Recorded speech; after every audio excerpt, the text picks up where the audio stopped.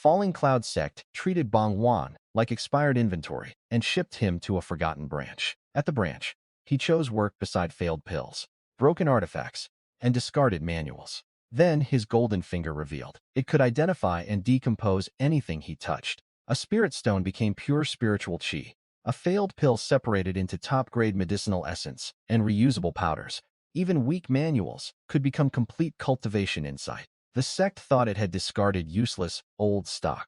Bang Juan could buy their trash and turn it into resources instead. His first real test was the Bright Chi technique book that every ordinary falling cloud disciple received for deeper study. Decomposing it produced a cultivation insight at perfection, instantly giving him understanding his predecessor could never reach with fresh insight. Before that moment, Bang Juan had awakened inside a guest room aboard a merchant ship traveling through a vast mountain river. After roughly a quarter hour of disorienting inherited memory, foreign memories arrived gradually, confirming that the body belonged to an ordinary disciple of the Falling Cloud Sect. With no hidden master, family backing, or secret status, the original Bang Juan possessed a medium-grade spiritual root containing gold, fire, and wood attributes, rather than the rare high-grade root elite disciples received with steady patience. That aptitude was respectable, but his yellow-rank Bright Chi technique was too weak to keep pace with the sect's assessment. With steady patience, contribution points could buy better methods. Yet changing techniques too late would have wasted years of earlier cultivation toward full mastery. So his predecessor spent everything on resources, reached the peak of level 3, and still failed to cross the bottleneck. With calm focus, the Falling Cloud Sect responded practically rather than cruelly. Disciples, who stopped progressing, were dispatched to distant branch divisions. Instead of keeping him near the headquarters cultivation peaks, Bang Juan's new destination was the branch inside the Hongmong dynasty, where even Golden Core cultivators stood near the regional summit, where the regional ceiling usually stopped around Golden Core. Compared with those people, his current strength was insignificant, and he cared far more about survival than heroic reputation. Under quiet pressure, he had 3 days before arrival, so his first goal was simple: understand the golden finger and reach level 4. Before the branch could assign him a permanent duty, the strange light first reacted when he pointed at his standard Bright Chi sword and displayed its complete identification. With calm focus, Bang Juan refused to decompose his only usable weapon, then searched the tiny storage pouch inherited with the body. With an interior measuring only about 1 cubic yard, it contained a few spirit stones, 6 low-grade Chi nourishing pills, spare robes, assignment papers, and the Bright Chi manual. Leaving him poorer than most ambitious disciples in the sect, he sacrificed 1 low-grade spirit stone first, watching it separate into pure spiritual energy and worthless stone powder. While the useless powder remained behind on the table, most of that free energy escaped through the window before he could absorb it, teaching him that decomposition alone was not enough for future battles. The next experiment used 1 Chi nourishing pill, a common resource limited by impurity and accumulated pill toxin. Because lower purity normally forced long gaps between doses, Golden Light shrank the pill into a tiny top-grade portion containing only pure medicinal power for future use. Separate piles of waste and black toxin remained, and even the toxin could be decomposed into its original medicinal ingredients for future materials. That simple result transformed Bang Juan's understanding of the ability, because nothing truly valuable had to remain trapped inside waste. Under quiet pressure, he memorized the Bright Chi manual normally first, then destroyed the physical copy, after confirming he no longer needed it. With steady patience, the resulting insight carried not just words, but the author's practical experience with the technique through the entire Chi refining realm. Rather than merely explaining the 6 layers written on paper, Bang Juan absorbed it and immediately understood where his predecessor had wasted spiritual power, damaged meridians, and slowed every circulation, including circulation mistakes the original body repeated for years. The technique's ordinary reputation no longer mattered, because perfection-level control made even this weak method dramatically more efficient. For deeper study, his spiritual energy became purer, his circulation accelerated, and the pressure against the level 4 barrier became precise, instead of desperate, and made every future cultivation cycle noticeably more efficient. He swallowed the purified medicinal portions and drove every strand of energy exactly where the perfection insight told him. With fresh insight, the bottleneck cracked, tried to repair itself, and finally gave way under repeated controlled pressure. Before the final 3 days of travel had even ended, with calm focus, before the merchant ship reached its destination, Bang Juan stepped into Qi Refining Level 4 after 5 years of inherited stagnation, as he planned. The breakthrough also expanded his Dantian and spiritual sense, giving him a much safer foundation for testing the golden finger further. With steady patience, rather than celebrate loudly, he kept the change hidden and spent the remaining journey studying what kinds of objects might hold useful experience. Rather than advertise an impossible breakthrough to traveling disciples, he realized copied manuals were especially valuable because the handwriting could preserve comprehension from whoever had originally transcribed them. With growing confidence, a punishment copy written by an expert might look identical to cheap sect material while secretly containing decades of insight. With fresh insight, that meant the falling Cloud Sect's least glamorous shelves could contain treasures nobody else even knew existed, as he planned. When the merchant ship finally docked, Bang Juan followed the other, dispatched disciples into a massive and unfamiliar riverside city. Across the market, a branch representative named Senior Brother Lee checked their tokens and transported the group away aboard a flying boat, among dozens of other dispatched disciples from the main sect. During the flight, the disciples learned how the branch divided its mountains, halls, duties, and cultivation opportunities, including the 4 major peaks and specialized sect halls, with care.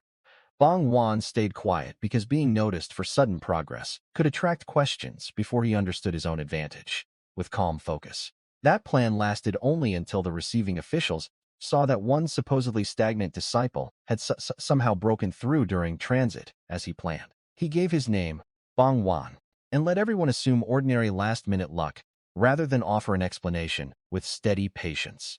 At the General Affairs Hall, several Golden Core Peak Masters personally selected the most promising arrivals. Under quiet pressure, talented disciples displayed strong spiritual roots, specialized techniques, spell proficiency, family backgrounds, and carefully prepared cultivation plans, while branch officials openly evaluated aptitude in front of everyone. A princess named Li Mangyo immediately drew attention with her dual waterfire route, royal resources, and deliberately suppressed cultivation, whose royal identity made her recruitment especially competitive. Other recruits possessed rare elemental talents, family skills, or unusually solid foundations that made them obvious choices for the major peaks. As he planned, Bang Juan had no intention of competing with them because a famous master would watch his progress far too closely. With steady patience, he preferred a quiet duty, with access to resources, privacy, and enough free time for the golden finger to work, under quiet pressure. After elite selections ended, ordinary dispatched disciples were allowed to choose from remaining positions throughout the branch, where ambitious disciples had little privacy or control over materials. Bang Juan rejected crowded affairs jobs, rigid crafting halls, and places where every failed experiment would belong to someone else. With calm focus, 3 prestigious pavilions required qualifications he did not have, leaving the treasure pavilion as the most interesting practical option. As he planned, the pavilion exchanged contribution points for pills, artifacts, talismans, potions, materials, and other physical treasures, instead of techniques whose benefits disappeared once memorized, with fresh insight. More importantly, the rear hall received enormous deliveries from the sect's alchemy hall and artifact hall. Before storing them, under quiet pressure, Bang Juan chose the treasure pavilion duty and met Sobo, the playful artifact spirit managing the building's internal systems. With growing confidence, Sobo verified his token, recorded his spiritual sense aura, and granted the authority assigned to an ordinary managing disciple, a sentient projection that knew every authorized treasure category. An elderly cultivator named Senior Brother Li Shangong then appeared to explain the actual work, as he planned. Despite claiming to be only 34, the man's appearance and Sobo's blunt correction revealed that he was well over a century old. With steady patience, his long stagnation showed Bang Juan what ordinary cultivation looked like when resources and opportunities stopped arriving under quiet pressure. The rear hall job itself was almost absurdly simple. Receive deliveries, check manifests, and place accepted goods on teleportation platforms. With thousands of pounds of scrap listed beneath finished products, Bang Juan discovered the real prize during his first artifact hall shipment. With calm focus, with care, Hundreds of finished magical artifacts arrived together with more than 20,000 pounds of failed metal, slag, and discarded crafting material for later use. To the sect, those scraps were accounting waste that needed removal after the useful products were registered, because disposal material carried almost no contribution point value with steady patience. To Bang Juan, each damaged fragment could become purified metal essence, reusable ore, spiritual energy, or hidden crafting knowledge. As he planned, he kept his expression neutral while Sobo completed the official transfer, and the delivery team left with growing confidence. Later shipments from the alchemy hall were even more tempting, because failed pills contained medicinal essence, residue, toxins, and recoverable ingredients. Under quiet pressure, his position allowed him to take designated waste away for disposal without anyone considering it valuable. As he planned, Bang Juan carried the first mountain of pill waste back to his assigned immortal cave and started decomposing it piece by piece, before ordinary workers could recognize any reason to keep it. Medicinal powders accumulated in neat piles, while toxins separated cleanly from useful components into useful essence. Instead of spending spirit stones on finished pills, he suddenly possessed the ingredients needed to practice alchemy repeatedly at almost no cost. For future use, artifact waste provided the same advantage for refining, because mistakes from other disciples became his raw training materials. With calm focus, Bang Juan also learned that pulling heavy inventories from storage pouches consumed surprising amounts of spiritual sense as he planned. That weakness pushed him toward methods that strengthened perception and soul control rather than focusing focus on spiritual energy toward full mastery.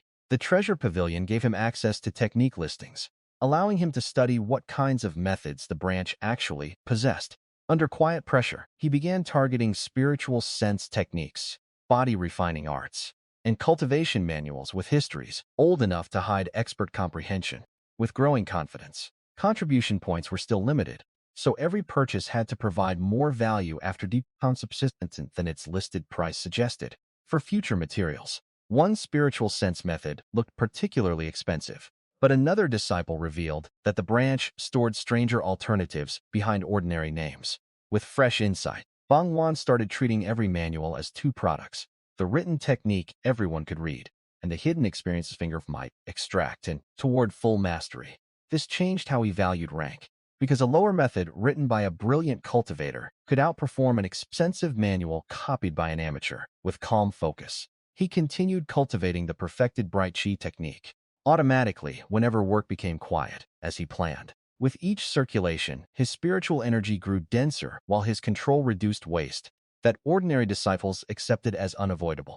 With calm focus, meanwhile, decomposed pill ingredients let him practice refining without fearing financial ruin from failed batches.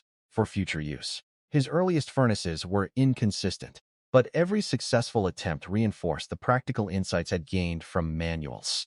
With growing confidence, Bang Juan soon produced pills of a quality far beyond what a newly trained alchemist should have managed. For later refinement, the same pattern appeared in artifact refining once he applied extracted experience to purified materials recovered from scrap. With growing confidence, instead of specializing publicly, he kept both skills private and used them primarily to feed his own cultivation. With calm focus, that caution mattered because a dispatched disciple suddenly producing top-grade goods would attract more dangerous curiosity than simple talent. For future gains, his quiet life at the treasure pavilion therefore became a loop of work, waste collection, decomposition, practice, cultivation, and careful experimentation. As he planned, every cycle increased his spiritual power, physical strength, spiritual sense, crafting skill, and understanding of how much wealth the sect routinely discarded. Under quiet pressure, Bang Juan had arrived believing he was being exiled to a poor branch. With growing confidence, within days, he understood that the branch's trash streams might be more valuable to him than the main sect's formal rewards.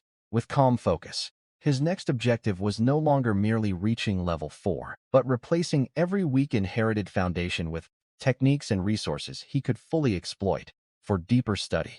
To do that safely, he needed stronger cultivation arts, better spiritual sense, a tougher body, and enough money to stop counting every spirit stone.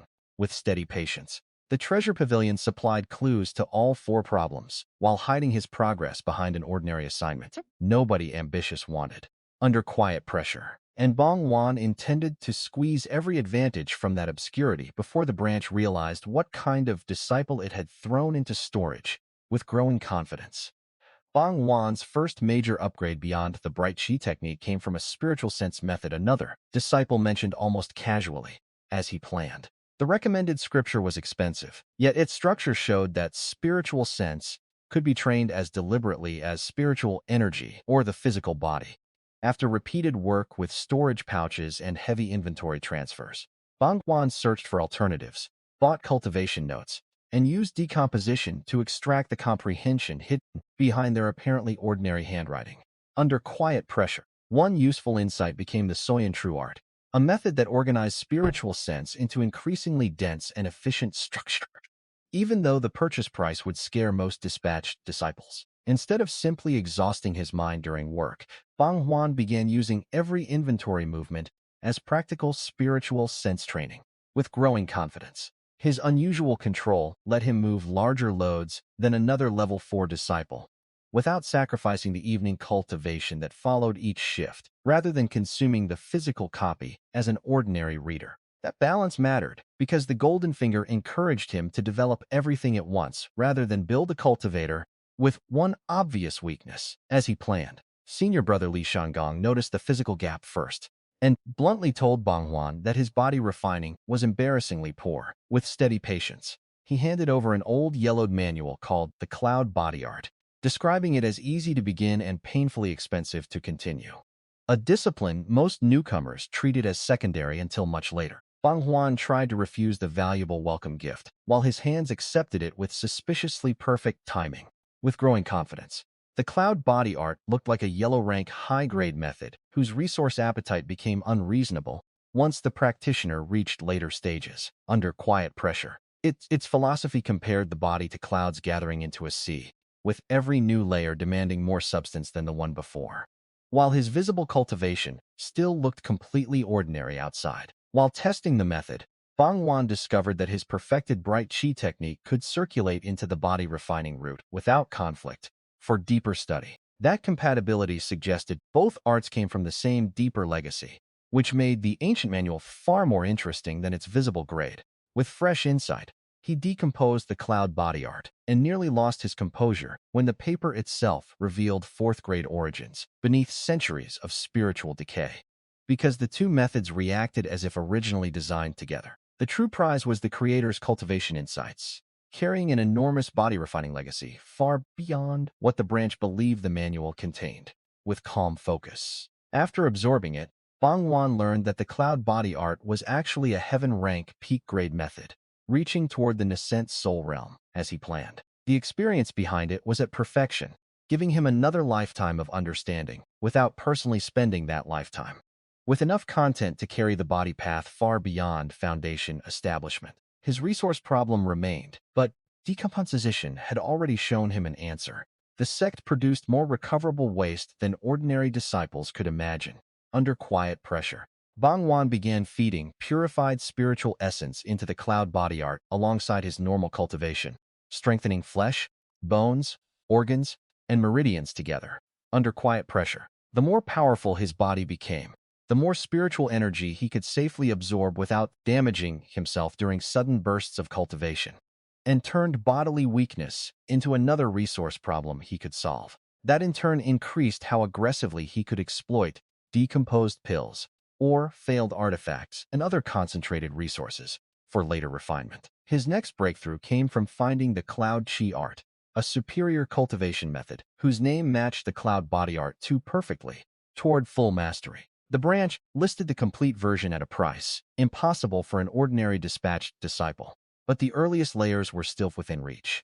Instead of relying on the bright chi technique forever, Bang Juan exchanged for the opening chapters and several practice notes written by different cultivators who had studied the same art with growing confidence. Most notes were ordinary, but one described cloud-shaped condensation with a depth that immediately separated it from the others. With steady patience, decomposition released profound insight from that note, revealing experience connected to a much stronger version of the technique, written by cultivators of dramatically different comprehension levels. For study, The Qi refining chapter reached perfection, while the understanding continued into foundation establishment at major achievement. With steady patience, Bang Juan replaced the bright Qi technique and watched his spiritual energy compress dramatically as the Cloud Qi art took over. For deeper study, the amount inside his dantian shrank, but each wisp became far denser, faster, and easier to control.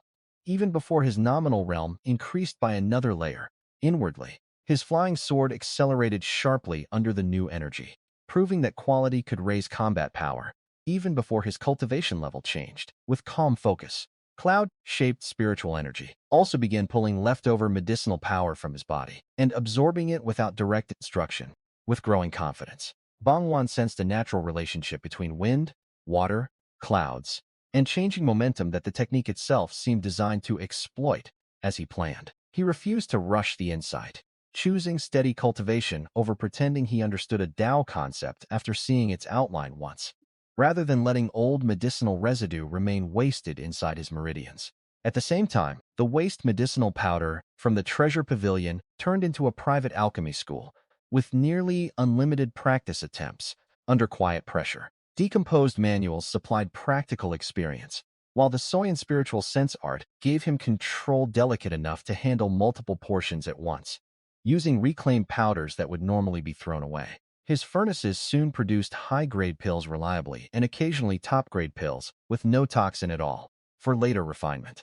That achievement would have made him famous inside the alchemy hall. So Bang Juan carefully kept his true success rate hidden. With steady patience, artifact refining improved for the same reason, because purified metals and extracted experience removed the cost that normally punished beginners.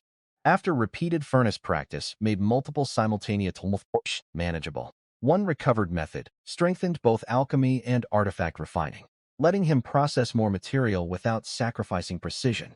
With fresh insight, the sect's discarded mistakes became Bang Juan's practice budget. While successful products became resources, he could exchange for contribution points and spirit stones. With calm focus, his wealth grew quietly enough that other disciples noticed improvement without understanding the impossible profit margin behind it. Because public recognition would invite masters, rivals, and unwanted questions. The royal princess dispatched in the same group, eventually visited the treasure pavilion specifically to speak with him. With steady patience, she had already reached level 4 and understood that Bang Juan's sudden progress could not be dismissed as simple luck forever under quiet pressure. Instead of threatening him, she explained the real problem faced by talented cultivators: resources, teachers, protection, and access to opportunities, while preserving plausible explanations for his steadily improving wealth. Lai Mangyo possessed money and businesses but lacked enough trusted allies within the dynasty's dangerous political structure. Under his control, she offered Bang Juan resources in exchange for future cooperation, presenting the arrangement as friendship between talented cultivators rather than submission, as he planned. Bang Juan recognized the value but disliked attaching his freedom to a royal faction before he understood the branch's deeper politics. Unlike the political promise she had offered during their first arrival, he declined becoming anyone's subordinate while leaving the relationship friendly enough that future private trade remained possible, as he planned. That caution paid off when he discovered that senior brother Li Shangong was far more dangerous than his harmless old appearance suggested. With growing confidence, Sobo casually revealed a cultivation realm and age that made the man's long service in the treasure pavilion look very different. Because one royal faction could become a cage as easily as support, Bang Juan realized the branch contained hidden experts who could notice far more than ordinary disciples expected, as he planned. Instead of becoming paranoid, he tightened his habits and stopped displaying anything that could not be explained by visible work or reasonable talent. With steady patience, his most profitable experiments soon moved beyond pills and manuals into demon beast corpses, bought whole from Chamjin Peak, without wasting anything. Whole carcasses sold cheaply compared with processed materials because dismantling them without wasting spiritual essence required specialized skill. After Thobo casually exposed information, the old man never volunteered. Decomposition ignored that difficulty and separated flesh, hide, bone, blood, claws, energy, bloodline power, and innate talents at near-perfect quality for future materials. The first useful talent he extracted was gold devouring, an instinctive ability that let the body consume metal and strengthen itself as he planned. After absorbing the talent, ordinary refined iron registered to Bang Juan's senses almost like food.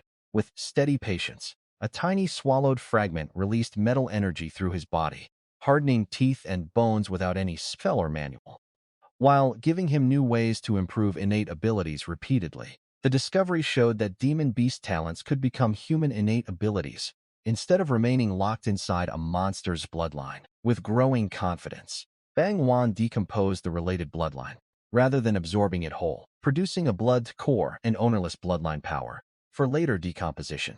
The bloodline power strengthened his physical aptitude slightly, and also improved the newly acquired gold-devouring talent, without requiring Bang Juan to understand the spell principle consciously. That meant every compatible corpse could potentially improve him twice, once through its talent, and again through purified bloodline power for later decomposition. Another beast yielded wind walking, an instinctive movement ability that worked without hand seals or deliberate spell construction. Layer by layer, Bang Juan crossed the room fast enough to leave afterimages, and immediately recognized the similarity to a perfected light body technique, as he planned. More importantly, absorbing the talent gave him an instinctive sensitivity to wind-attributed spiritual energy, and reduced his dependence on conventional movement techniques during emergencies. With steady patience, his cloud chi art accepted that wind energy naturally, making the cloud-shaped spiritual power faster and more responsive. Under quiet pressure, water-related bloodline gains produce the same kind of synergy, because clouds, wind, and water belong to the same natural cycle. With steady patience, each additional compatible talent subtly improved the quality and versatility of the cultivation path Bang Juan was building. Under quiet pressure, he stopped seeing demon beast corpses as meat and materials, because every carcass might contain a new instinct, attribute, or bloodline improvement, without wasting anything. The processed hides, bones, meat, and claws could still be sold afterward, often recovering much of the purchase price. Instead of wasting every demonic component his own body could not absorb. That turned corpse buying into a sustainable loop where combat resources paid for experiments that increased his own foundation.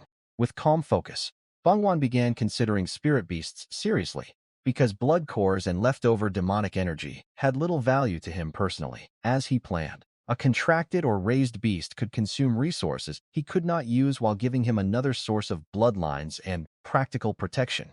With steady patience, his cultivation also benefited whenever decomposed beast energy became ownerless spiritual energy that the cloud chi and cloud body arts could absorb directly under quiet pressure. Compared with medicinal pills, those pure energy clusters refined faster and left no toxin behind into useful essence. The limitation was timing, because loose energy dissipated quickly, unless Bang Juan trapped or swallowed it immediately, creating a cultivation loop whose costs could partly pay themselves back. Once he understood that weakness, decomposition became far more efficient, and almost nothing useful escaped into the environment under his care. By the end of this phase, Bang Juan had changed from a poor level 3 exile into a balanced cultivator with growing wealth and several hidden abilities.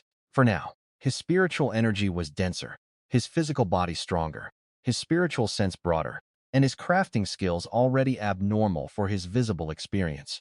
With growing confidence, none of those gains depended on a single lucky treasure. They came from repeatedly extracting value from things other cultivators discarded. With calm focus, the treasure pavilion therefore remained perfect cover, because every 10-day delivery placed fresh directly within his legal responsibilities. As he planned, Bang Juan kept the most dangerous discoveries private, while allowing small, explainable improvements to appear in public. With steady patience, that restraint prevented the branch from connecting his cultivation speed to the literal mountains of scrap, disappearing through his storage pouch under quiet pressure.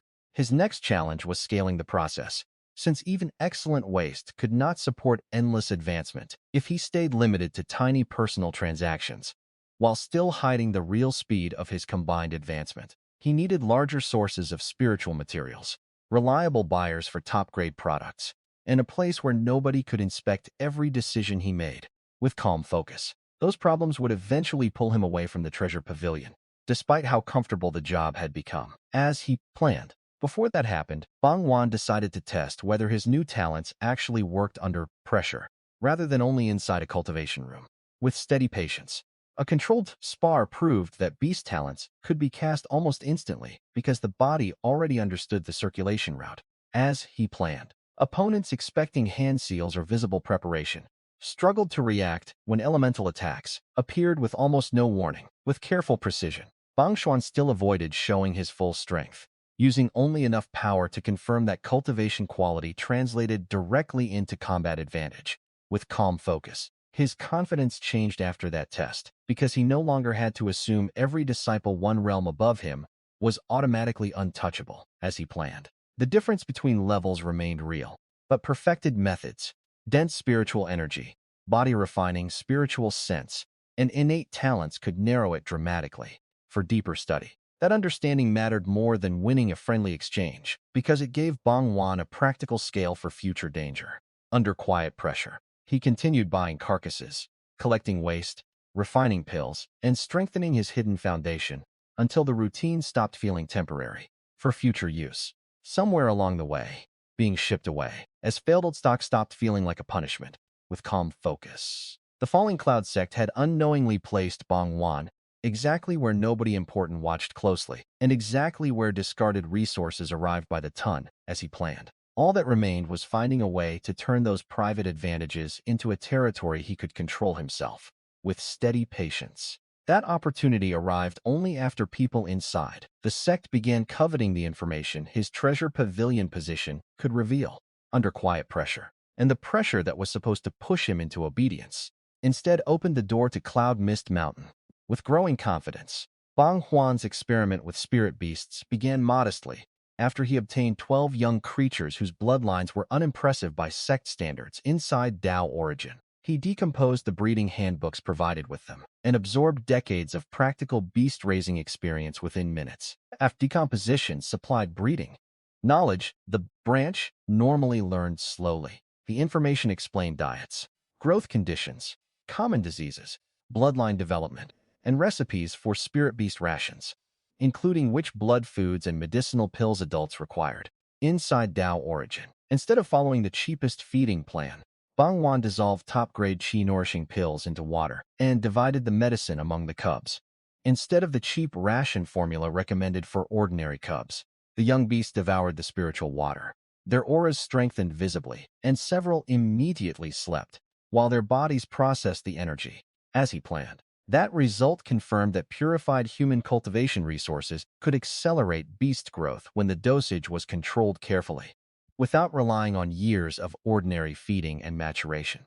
Juan separated the stronger and greedier cubs, so none could steal another's share and ruin the experiment, preventing the strongest cub from stealing medicinal water from weaker ones. His routine became almost industrial. Work at the pavilion, trade finished products, buy carcasses, process resources, feed beasts, refine pills, then cultivate through the night, with steady patience. Because both the Cloud Chi art and Cloud Body art had reached extraordinary comprehension, every clean resource produced more progress than ordinary disciples expected.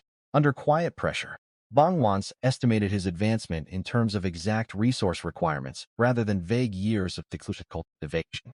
Because purified medicine removed the poison problem that limited ordinary dosage. Top-grade pills contained no toxins, so the usual recovery period between doses no longer limited his pace, letting Bang Juan cultivate daily instead of waiting 10 days. His only real limits were how quickly the body could process energy and how much spiritual sense he could safely mobilize, as he planned. Within a short period, his chi refining and body refining progress both climbed while the 12 beasts grew noticeably stronger, as pill quality and resource supply improved together. Bang Juan then tested his combat abilities against another cultivator willing to exchange pointers, until beast care became another scheduled production task rather than a distraction. Under care, the opponent expected spells to require hand seals, preparation, or a magical artifact before the first attack appeared, which made instinctive talent activation an unexpected tactical advantage. Bang Juan simply pointed and released fire breath through an innate talent route his body already understood. With calm focus, flames split into layered fire clouds before the opponent could adapt, forcing an immediate defensive response, while his opponent was still deciding how to respond, as he planned. The exchange proved that talent abilities behaved like perfected instinctive spells, making their activation speed a serious advantage in real combat. Against a cultivator who expected conventional spell preparation and visible hand seals, Bang Juan did not need to reveal everything else he had absorbed. One controlled demonstration answered the question he cared about. Under quiet pressure, his hidden foundation was no longer theoretical, and ordinary cultivators at the same realm could not be measured against him by level alone. With growing confidence, another major gain came when he stopped processing all sect waste into finished products and decomposed some materials directly into pure energy, because the body already knew the complete circulation pattern instinctively. Artifact residue, ore fragments, and medicinal refuse contained enormous amounts of spiritual essence once their useless structure was removed, far beyond what their official disposal value suggested. One session pushed his body refining progress forward dramatically, while also increasing his spiritual power and strengthening his sea of consciousness with steady patience. The experience made Bang Juan realize that refining every resource into a pill or artifact first could actually waste time, when pure energy was the actual goal. When his purpose was cultivation rather than profit, direct decomposition often delivered cleaner energy with fewer intermediate steps. While keeping his deeper talents and body refining strength out of sight, he still kept alchemy and artifact refining, because finished products could be sold for far more spirit stones than raw waste with calm focus. The best strategy was therefore selective. Sell valuable products, decompose low-value materials, and convert the proceeds into whichever resource offered the highest return.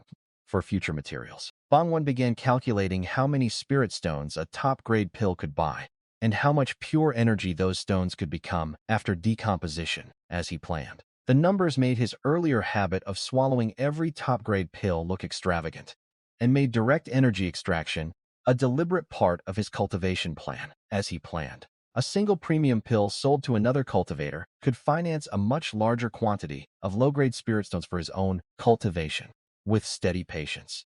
So Bang Juan shifted from consuming his best output to selling it and using cheaper resources as fuel, especially when low-grade stones could be decomposed directly afterward. The alchemy hall's next waste delivery gave him enough medicinal powder to refine large batches with steadily improving efficiency, using powders separated cleanly from toxins and failed mixtures. His success rate rose, and multiple portions could now be controlled inside one furnace without sacrificing quality. Instead of automatically turning every recovered ingredient into a finished product, Bang Juan quietly produced a stock of top-grade qi-nourishing pills, large enough to influence the branch's small market. Without anyone knowing, one disciple had refined the entire supply. Instead of selling them openly under his own name, he used the Treasure Pavilion's legitimate inventory system, where contribution point transactions appeared completely legitimate to buyers. With growing confidence, the first batch appeared on the exchange list and immediately attracted disciples who understood how rare toxin-free medicine was. With calm focus, one friend received an early hint and bought an enormous portion before the rest of the branch understood what had arrived.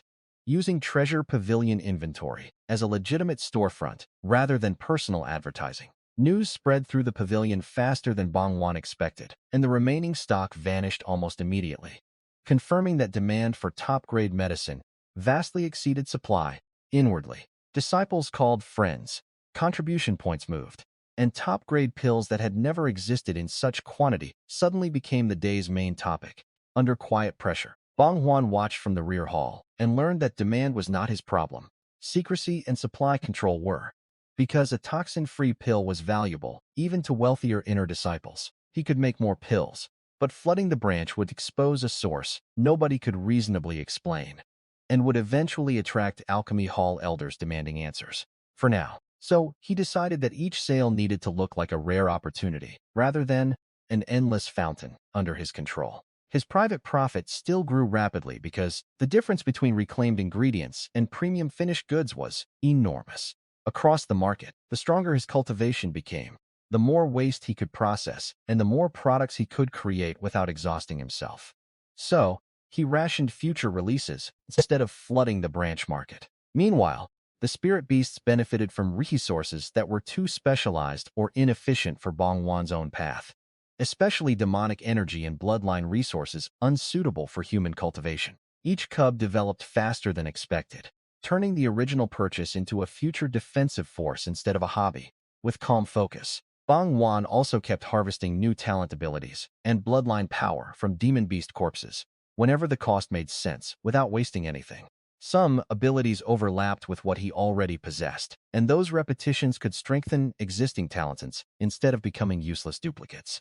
While the 12 cubs consumed resources, Bang Juan could not efficiently use himself. Others added new elemental sensitivities, or instinctive movements, that broadened the Cloud Chi art's natural adaptability under quiet pressure. This stacking effect convinced Bang Juan that his golden finger had no obvious narrow specialization, because every category of objects seemed to hide different recoverable value. Inwardly, manuals gave experience, pills gave purity, waste gave energy, corpses gave bloodlines and talents, and broken artifacts could reveal materials or hidden legacies without wasting anything. The only consistent requirement was that something useful had to exist inside the object before decomposition could expose it, including repeated talents that strengthened existing abilities rather than duplicating them uselessly. That rule kept Bang Juan cautious because the golden finger did not create value from nothing.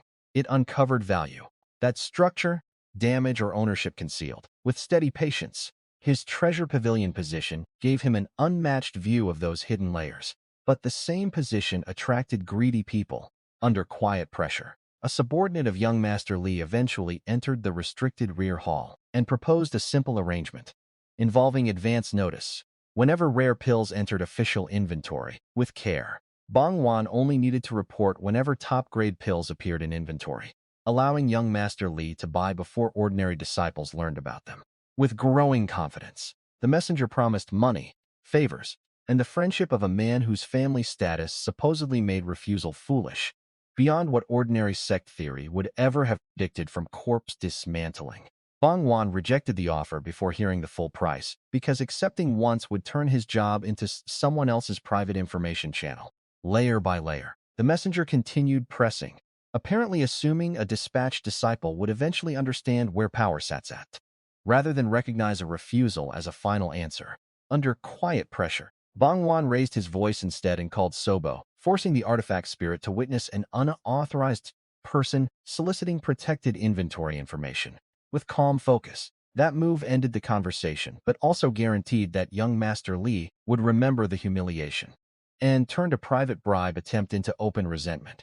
With calm focus, Bang Juan understood the likely retaliation and still preferred losing the position to becoming permanently owned through a small favor, as he planned. Not long afterward, administrative pressure arrived, and his authority in the treasure pavilion was revoked. Exactly the kind of retaliation Bang Juan had expected. With steady patience, Sobo apologized while formally removing his permissions, and the replacement disciple looked far too pleased with the result. Under quiet pressure, Bang Juan was less upset than everyone expected, because the pavilion had already taught him everything he needed for the next stage. With growing confidence, his current cultivation consumed resources faster than a quiet rear hall salary could sustain, and staying inside the sect increasingly restricted his options. With calm focus, rather than fight over the chair, he walked directly to the affairs hall and looked for assignments outside the comfortable inner compound. As he planned, the task wall offered dangerous missions, tedious duties, and neglected posts that ambitious disciples avoided, which was precisely why Bang Juan examined those neglected posts carefully. Bang Juan focused on positions with land autonomy and legal authority over local resources, rather than short-term contribution rewards. Under quiet pressure, that search led him toward Cloud Mist Mountain, a branch property so neglected that nobody considered taking responsibility for it prestigious. Without wasting anything, the mountain had disciples but no strong master, weak infrastructure, poor income, limited tempering grounds, and years of unpaid or delayed stipends. With calm focus, from the branch's perspective, sending Bang Juan there solved an administrative problem created by an empty position, while freeing the branch from supporting a forgotten mountain directly. From Bang Juan's perspective, an unwanted mountain looked exactly like the sect's discarded manuals and broken artifacts, valuable mainly because everyone else had already stopped looking closely. He accepted the assignment and gained a Mountain Master token that gave him authority impossible to obtain while sitting behind the treasure pavilion counter. Under quiet pressure, Li Mangyo approached him again before the move and offered a much more practical arrangement than her earlier political recruitment. With growing confidence, she needed reliable top-grade medicinal pills, and Bang Juan needed private channels for buying materials without advertising his production capacity. With calm focus, they agreed to trade discreetly, each side receiving something the other could supply more efficiently, without requiring Bang Juan to join the princess's political faction, as he planned. Li Mangyo provided a paired sound transmission conch, so future deals could be arranged without public meetings. With growing confidence, Bang Juan then visited the scripture pavilion, using privileges attached to his new mountain master's stasis. Under quiet pressure, a neglected stronghold still belonged to the falling Cloud Sect, and the branch allowed its master access to cultivation scriptures needed to rebuild it. With growing confidence, Bang Juan collected techniques and reference material with decomposition value, far beyond their ordinary use. For future materials, he left the central branch with more autonomy, more information, and less supervision than young Master Li had intended to give him. Layer by layer, Cloud Mist Mountain looked unimpressive on arrival, with aging buildings, weak formations, scattered disciples, and no visible reason for outsiders to care about it. With careful precision, Vice Mountain Master Li Xinhui met Bang Juan with the careful manner of someone accustomed to solving problems without resources. Under quiet pressure, she explained the backlog immediately: unpaid stipends, poor defenses, weak training opportunities, and expectations from the branch that a new master would meet quotas. With growing confidence, several disciples had spent years surviving on almost nothing while nearby factions took advantage of the mountain's weakness. With calm focus, Bang Huasen listened without promising miracles until he understood which problems were financial, which were structural, and which came from simple neglect. As he planned, he told Li Xinhui to maintain order and stop worrying about old routines, because the mountain's new strategy would not resemble the previous one. With steady patience, the disciples needed reliable pay first, since loyalty built on endless sacrifice was weaker than loyalty supported by clear material benefits. Under quiet pressure, Bang Juan's private pill and artifact production could cover temporary expenses, but he wanted Cloud Mist Mountain to create its own income into useful essence. That meant identifying what the mountain possessed that stronger factions had overlooked, before deciding what kind of market or industry could support it. Across the market, the answer began underground, when the plaza cracked open and a powerful demon beast forced its way toward the surface. With calm focus, Cloud Mist disciples panicked because their broken formation could not contain an enemy whose aura exceeded their usual experience. Layer by layer, Bang Juan's 12 spirit beasts sensed the danger before anyone reached his cultivation room and alerted him directly. With steady patience, he arrived as the ground split wider, then treated the attack as both a threat and an opportunity to learn what exists beneath the mountain. With growing confidence, after the beast fell, decomposition produced more than ordinary materials and energy. Under quiet pressure, Bang Juan gained an earth escape talent that let soil and stone feel almost fluids perception and movement inside Tao origin. Another reward revealed information connected to the mountain's buried spiritual veins, changing his understanding of why the neglected territory mattered. Layer by layer, the ground beneath Cloud Mist Mountain was not poor at all. It contained the foundation for a valuable cultivation site. Under quiet pressure, Bang Juan now had the autonomy of a mountain master, private capital, a hidden production engine, 12 growing beasts, and land everyone else had underestimated. With calm focus, young Master Li had successfully pushed him out of the treasure pavilion, exactly as the young master's retaliation had intended. With calm focus, he had also accidentally given Bang Juan control over the first territory that truly belonged to his own decisions, with almost no senior oversight attached to the appointment. Bang Juan used Earth Escape immediately after the underground attack because the new talent let him investigate Cloud Mist Mountain from inside the stone itself. Under quiet pressure, his spiritual sense traveled hundreds of yards through solid earth with far less resistance than a normal cultivator would endure underground. Under quiet pressure, deep beneath the mountain, he finally saw the spiritual vein as a luminous river whose tributaries climbed through stone toward different spiritual eyes. With growing confidence, the structure explained why mountains became cultivation grounds. Raised terrain brought the vein closer to open air and gave spiritual energy easier paths outward. With calm focus, Cloud Mist Mountain's main vein should have been stronger than its current high-grade Tier 1 state, which meant the weakness came from damage, rather than nature, as he planned.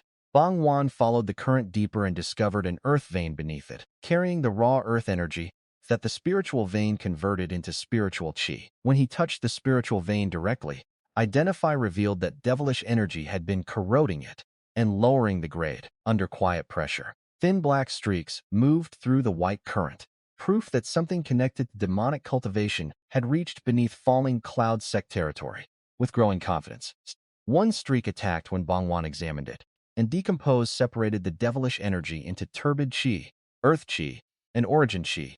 Under quiet pressure, the origin chi was completely different from ordinary spiritual energy because it could replenish spiritual power, blood energy, spiritual sense, and even lifespan, as he planned. Absorbing a tiny amount increased Bang Juan's vitality enough to confirm that the underground contaminations concealed something far more valuable and dangerous than expected. With steady patience, he resisted the temptation to chase the source, because whatever had planted devilish energy beneath a sect mountain could easily stand above his current realm, under quiet pressure. Instead, Bang Juan studied the block tributaries and discovered that decomposition could repove to suppressing rock without damaging the spiritual current underneath. For future materials, each open passage became a new channel directing spiritual energy wherever he wanted it to surface. And Bang Juan could design those channels like underground irrigation. That gave him a construction plan no ordinary mountain master possessed. Reshape the mountain's internal flow first, then build cultivation sites exactly above the richest nodes. But Bang Juan redirected part of the vein toward his summit immortal cave and gathered another large portion beneath a broad mountainside shelf. With steady patience, he marked spiritual eyes, natural fields, branch channels, and dense zones on a complete spiritual energy map for Li Shenhui, including places ordinary surface inspection had completely missed. The strongest remaining eyes would become rentable immortal caves, while naturally enriched soil would support spiritual crops and medicinal plants. With growing confidence, the broad shelf with concentrated energy would become Cloud Mist Market, a commercial center capable of funding the mountain without begging the branch for stipends. Under his control, Li Shenhui stared at the map because Bang Juan had never visibly surveyed most of those underground locations. Yet every marked site carried real spiritual pressure. She asked no dangerous questions and instead gathered idle disciples to clear trees, flatten ground, frame buildings, and open a road toward the future market.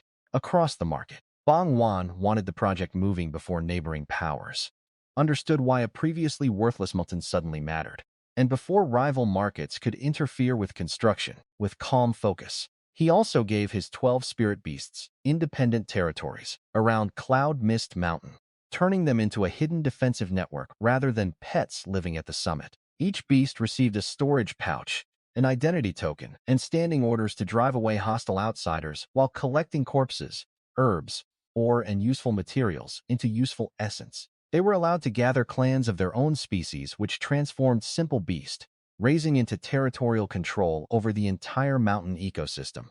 Under quiet pressure, one monkey-type beast defeated the local troop leader, accepted the defeated beast's submission, and immediately expanded into neighboring territory, using raw bloodline pressure rather than complicated commands. Similar contests played out across the mountain until 12 separate beast domains emerged under Bang Juan's contracted creatures, with each ruler gathering followers of its own species. Predators, prey, and wandering demon beasts reorganized around those new rulers, making the mountain far safer for disciples without exposing Bang Juan's direct involvement. Under his care, Bang Juan also changed how rewards worked, requiring each spirit beast to earn its own demonic energy share instead of receiving equal portions automatically for future battles. The competitive rule encouraged them to hunt, expand, gather materials, and strengthen their followers instead of waiting passively for pills, while making their personal strength directly depend on useful work. At the same time, he refined distress tokens, so any beast facing genuine danger could summon him rather than die protecting territory alone, as he planned. Cloud Mist Mountain therefore gained scouts, collectors, defenders, and monster deterrents without paying salaries or placing disciples in constant danger, because the beasts supported themselves through territory and hunting. With the physical layout underway, Bang Juan turned to the market supply problem and contacted Li Mangyo through the paired transmission conch. Under quiet pressure, He requested formation materials, old formation manuals, medicinal ingredients, seeds, and other resources that her royal channels could obtain quickly, especially original texts, whose age increased the chance of hidden insight. Payment would come in top-grade medicinal pills, a product valuable enough that Li Mangyo agreed, without bargaining away the relationship, for later refinement. Bang Juan also contacted the Yu family through a separate connection and invited them to bring herbs, materials, and spirit stones for the same kind of trade. Using two buyers prevented either side from controlling his supply prices and ensured that Cloud Mist Mountain would not depend on one political faction.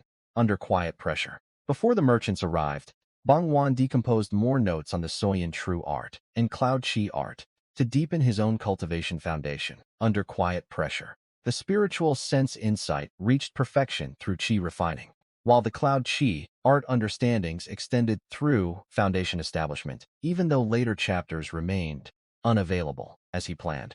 His innate fire breath talent had also become precise enough to replace ordinary earth fire during alchemy, giving him another reason not to depend on sect facilities. Bang Juan processed tens of thousands of spirit stones worth of herbs into top-grade medicinal pills while construction continued below. Using fire breath as a controllable substitute for ordinary earth fire, the disciples worked the mountainside with cultivator strength and simple spells, raising streets, houses, cultivation rooms, and market structures at impossible mortal speed with growing confidence. Li Xinfui separated the commercial quarter, residential area, spiritual fields, and immortal cave district, so the settlement could grow without becoming chaotic. With growing confidence, the disciples worked harder after learning that successful commerce would fund higher stipends, equipment, and future cultivation resources, turning a neglected workforce into people invested in the market's success. Bang Juan understood that loyalty strengthened when people could see exactly how their labor improved their own lives, rather than demanding sacrifice for abstract loyalty. To Cloud Mist Mountain. 3 days later, Cloud Mist Mountain already looked different enough that 2 visiting trade parties stopped at the gate in surprise. With calm focus, Li Mangyo's trusted guard led one group, while the Yu family sent a powerful Qi refining delegation, carrying Yugam's token and substantial purchasing power. Under quiet pressure, both parties had expected a remote stronghold, not the beginning of a market town built over a deliberately concentrated spiritual energy, whose streets and cultivation zones had been planned before foundations were laid. Bang Juan welcomed them separately enough to preserve competition, then showed that the promised top-grade pills were real and available in meaningful quantity. Under quiet pressure, the traders quickly understood that Cloud Mist Mountain could become valuable long before the wider dynasty noticed it, especially once top-grade pills proved. The rumors were not exaggeration. Both groups requested future access, and Bang Juan allowed them to lease storefronts once the market formally opened, giving each family a reason to promote traffic toward Cloud Mist Mountain. He reserved the central plots for Cloud Mist Mountain's own businesses and let outside families select positions around them, under his control. That decision turned customers into stakeholders, because every merchant who built a shop now had a reason to advertise and protect the market's reputation. Across the market, Li Mangyo's people delivered old formation manuals alongside resources, and the Yu family supplied enough materials to accelerate construction immediately, with careful precision. Bang Juan treated the manuals differently from his early cultivation books, because formations required a broad understanding of interaction, rather than one inherited shortcut. Layer by layer, he read more than 100 texts normally first, comparing terminology, structure, base placement, calculation methods, and the logic connecting formation nodes for deeper analysis. After 3 days of study, he reached genuine introductory understanding before using decomposition on carefully selected manuals to absorb expert experience. With calm focus, the combination mattered because inherited insight became far more useful once Bang Juan possessed enough independent knowledge to question and reorganize it with growing confidence. His first practical formation was a sound insulation array, carved into separate bases and linked through a spirit stone formation eye. With every base positioned through calculations he performed personally. It activated on the first attempt, confirming that artifact refining precision and spiritual sense control transferred naturally in full fusion work, even before decomposition added any senior formation master's experience. Bang Juan then decomposed higher-value notes and pushed his formation comprehension upward, without abandoning the calculations that trained his spiritual sense with growing confidence. The work consumed expensive materials rapidly, but his new trade network meant resources were no longer the bottleneck that had defined his predecessor's life. With calm focus, he laid formations while cultivating, turning every failed placement and successful adjustment into additional practice rather than lost time. So spiritual sense training happened during construction, instead of separate seclusion. Down at Cloud Mist Market outside, loose cultivators began gathering before the gates even opened, because rumors about the mountain's spiritual vein spread quickly. With steady patience, they wanted rentable immortal caves, cheap cultivation space, medicine, artifacts, and a safer place to trade than uncontrolled wilderness routes. For steady profit, Bang Juan completed a large spirit gathering and environmental formation that redirected scattered energy back toward the mountain instead of letting it dissipate. With growing confidence, when the array activated, clouds thickened above the summit, and spiritual rain fell across the slopes, washing away miasma and nourishing every living thing with careful precision. The change was visible enough that waiting cultivators stopped treating Cloud Mist Mountain like a temporary roadside settlement. After spiritual rain visibly changed vegetation and air quality across the slope, Bang Juan used the formation's operation as a live lesson, sensing how spiritual energy circulated through terrain, nodes, weather, plants, and architecture together. For deeper analysis, the mountain itself became cleaner and more fertile, while the market gained a cultivation environment people were willing to pay for with calm focus. With the main array stable, Bang Juan moved from building infrastructure to designing the businesses that would keep Cloud Mist Mountain financially independent under quiet pressure. He created a trading house for bulk goods, 100 treasures hall for pills and artifacts, an auction house for rare items, and a recycling house. The auction house remained closed until enough valuable stock appeared, but the recycling house opened immediately because Bang Juan understood trash better than anyone. Under quiet pressure, he assigned disciples to normal counters while personally supervising the recycling operation during its earliest days. So, he could teach a replacement exactly what kinds of objects mattered. Loose cultivators could bring broken artifacts, damaged manuals, failed pills, unusable formation pieces, strange debris, and materials other buyers rejected. Layer by layer, Cloud Mist Mountain paid modest prices for items that looked worthless, while Bang Juan evaluated whether decomposition could reveal hidden value inside them, without wasting anything. To ordinary customers, the service was convenient because useless objects became spirit stones instead of clutter, without needing to know why Cloud Mist Mountain wanted them. To Bang Juan, every purchase was a lottery whose losing tickets could still become purified raw materials, because even worthless structure could conceal reusable components. With growing confidence, one broken sword hilt proved the model immediately, when his divine sense detected only a faint trace of remaining spirituality. With calm focus, decomposition split the hilt into valuable ancient materials, an ice and fire sword art, and something far rarer than another technique manual, as he planned. The final red and blue light contained concept realization, connected to opposing ice and fire forces.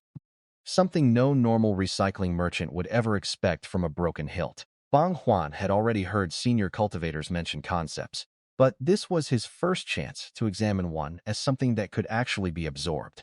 Under quiet pressure, the discovery showed that broken relics could preserve not only crafting materials and techniques, but the understanding of natural principles left by former owners. For deeper study, that possibility made the recycling house more strategically important than the market's visibly profitable shops, since its inventory could contain concepts, legacies, and ancient materials. Under his control, Bang Juan Slans raised disciple salaries several times over and increased position allowances, so the people running the market shared in the new income. Across the market, the response was immediate. Workers who had once endured delayed stipends now competed for responsibility, because every successful month translated into real cultivation resources.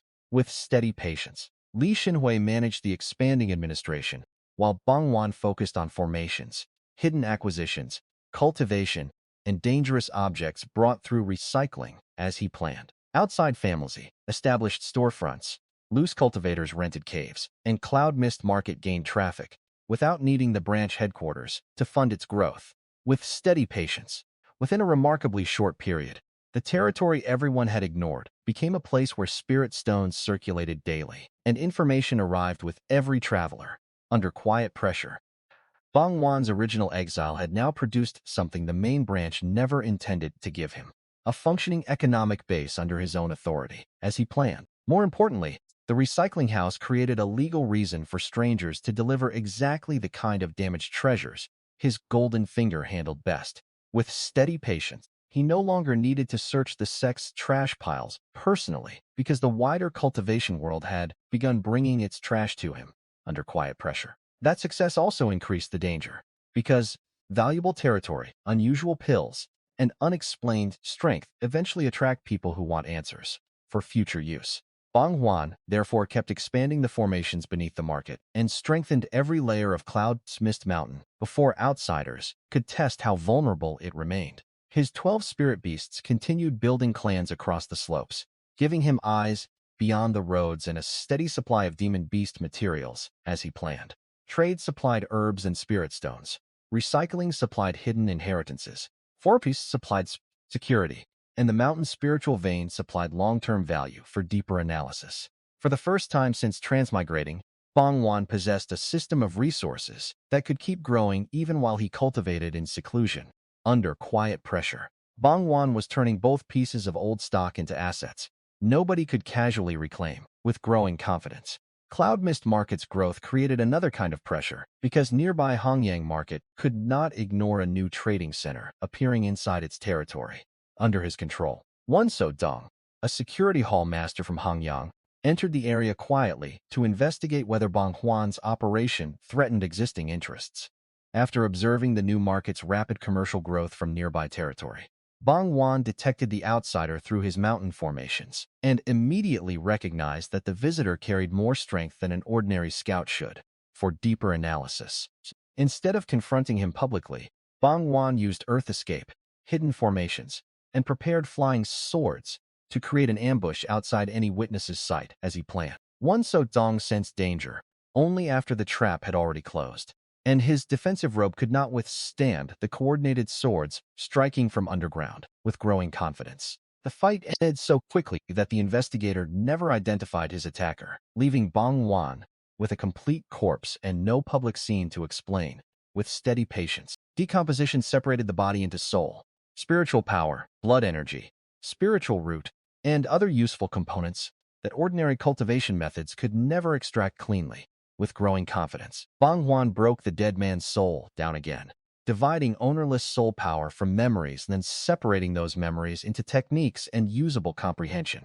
With growing confidence, he absorbed a high-grade water cultivation method, several spell insights, and enough ownerless soul power to make his own soul body visibly more solid. For deeper study, the spiritual root proved even more important because it could be absorbed directly rather than merely studied, giving Bang Juan a new elemental sense no pill could provide. Bang Juan merged the low-grade water spiritual root into himself and immediately sensed water-attributed spiritual energy with a clarity he had never possessed before. With calm focus, that new root balanced the elemental structure already inside him and strengthened both spiritual cultivation and body refining without requiring another realm breakthrough, as he planned. Water momentum also became easier to comprehend, and two related innate talents advanced as the new understanding settled into his bloodline, including water-related abilities that now responded automatically to momentum. Even the dead cultivator's spiritual power could be decomposed into ownerless energy, although much of the original volume disappeared during purification. Before the surviving half entered Bang Juan's dantian cleanly, Bang Juan learned another limitation from the corpse. Luck vanished completely if he waited until after death before trying to take it. Under quiet pressure, that meant luck had to be separated while a target still lived, while fate itself might only become accessible at the final moment. With calm focus, he burned the remains, buried the ashes, and kept the storage pouch, which contained far more wealth than an ordinary investigator should have carried, for later decomposition. Identity and duty tokens confirmed that Wan So-dong belonged to Hongyang Market, making the visit an intentional probe rather than random travel. Under his control, Bang Juan expected retaliation and deliberately kept Cloud Mist Mountain's visible strength modest so outsiders would underestimate the danger of testing it. Under quiet pressure, Hongyang's market master, Juan Seha soon realized his missing subordinate had vanished during a routine inspection and personally came to Cloud Mist Mountain. With calm focus, he brought several peak chi refining subordinates, but found no battle damage, no witness, and no signs that Wan Sodong had ever entered the market. Bang welcomed the group politely, allowed Wan Seha to inspect him with divine sense, and displayed only the cultivation level he wanted outsiders to see. To Wan Seha, the young mountain master looked strong for his age, but nowhere near powerful enough to erase an experienced level 9 cultivator without disturbance, with steady patience. Bang Juan then offered a more frightening explanation. A demonic cultivator might already be operating somewhere around Cloud Mist Mountain, one capable of explaining both corruption and a missing hallmaster. He supported the theory with real evidence recovered earlier from the underground corruption, including spirit jade containing unmistakable demonic energy. With growing confidence, Li Xintui truthfully confirmed the previous armored earth-diving beast attack, allowing Bang Juan to connect real events around one carefully constructed suspicion. Under his care, Xuan Seha examined the black energy himself and immediately understood that the matter exceeded dupe between neighboring markets. Because confirmed demonic qi shear required sect-level investigation immediately, Bang Juan suggested that Wan Sodong might have encountered the hidden demonic cultivator before reaching Cloud Mist Mountain and been silenced. With steady patience, the stories worked because it explained the missing body, the lack of witnesses, the silence of the communication token, and the genuine demonic contamination nearby, under quiet pressure. Before Wan Seya departed to report the danger, Bang Juan quietly activated his luck perception and studied the strands surrounding the Foundation Establishment cultivator with growing confidence. Orange personal luck mixed with substantial faction luck, showing that relationships and organizational backing could protect a cultivator separately from individual fortune. With calm focus, Bang Juan brushed the strands while escorting him out and decomposed much of the removable luck without giving the man any obvious injury. With growing confidence, ownerless luck flowed into Bang Juan's own fortune, while the most tightly bound portion resisted and returned to Wan Seha.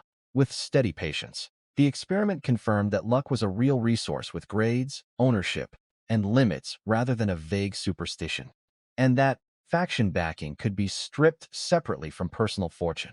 Wan Seisha left Cloud Mist Mountain already uneasy, then sent the demonic energy evidence to higher Frantic authorities in the falling Cloud Sect with growing confidence. His report changed the scale of the situation, because even one confirmed demonic cultivator could indicate a broader invasion from another realm. With calm focus, on the return journey, Wan Seha's group was followed by a black-clad cultivator, who initially behaved like an ordinary traveler, giving no sign of hostile intent until the distance closed. The pursuer suddenly changed course, accelerated, and revealed demonic power when Wan Seha ordered his subordinates to scatter.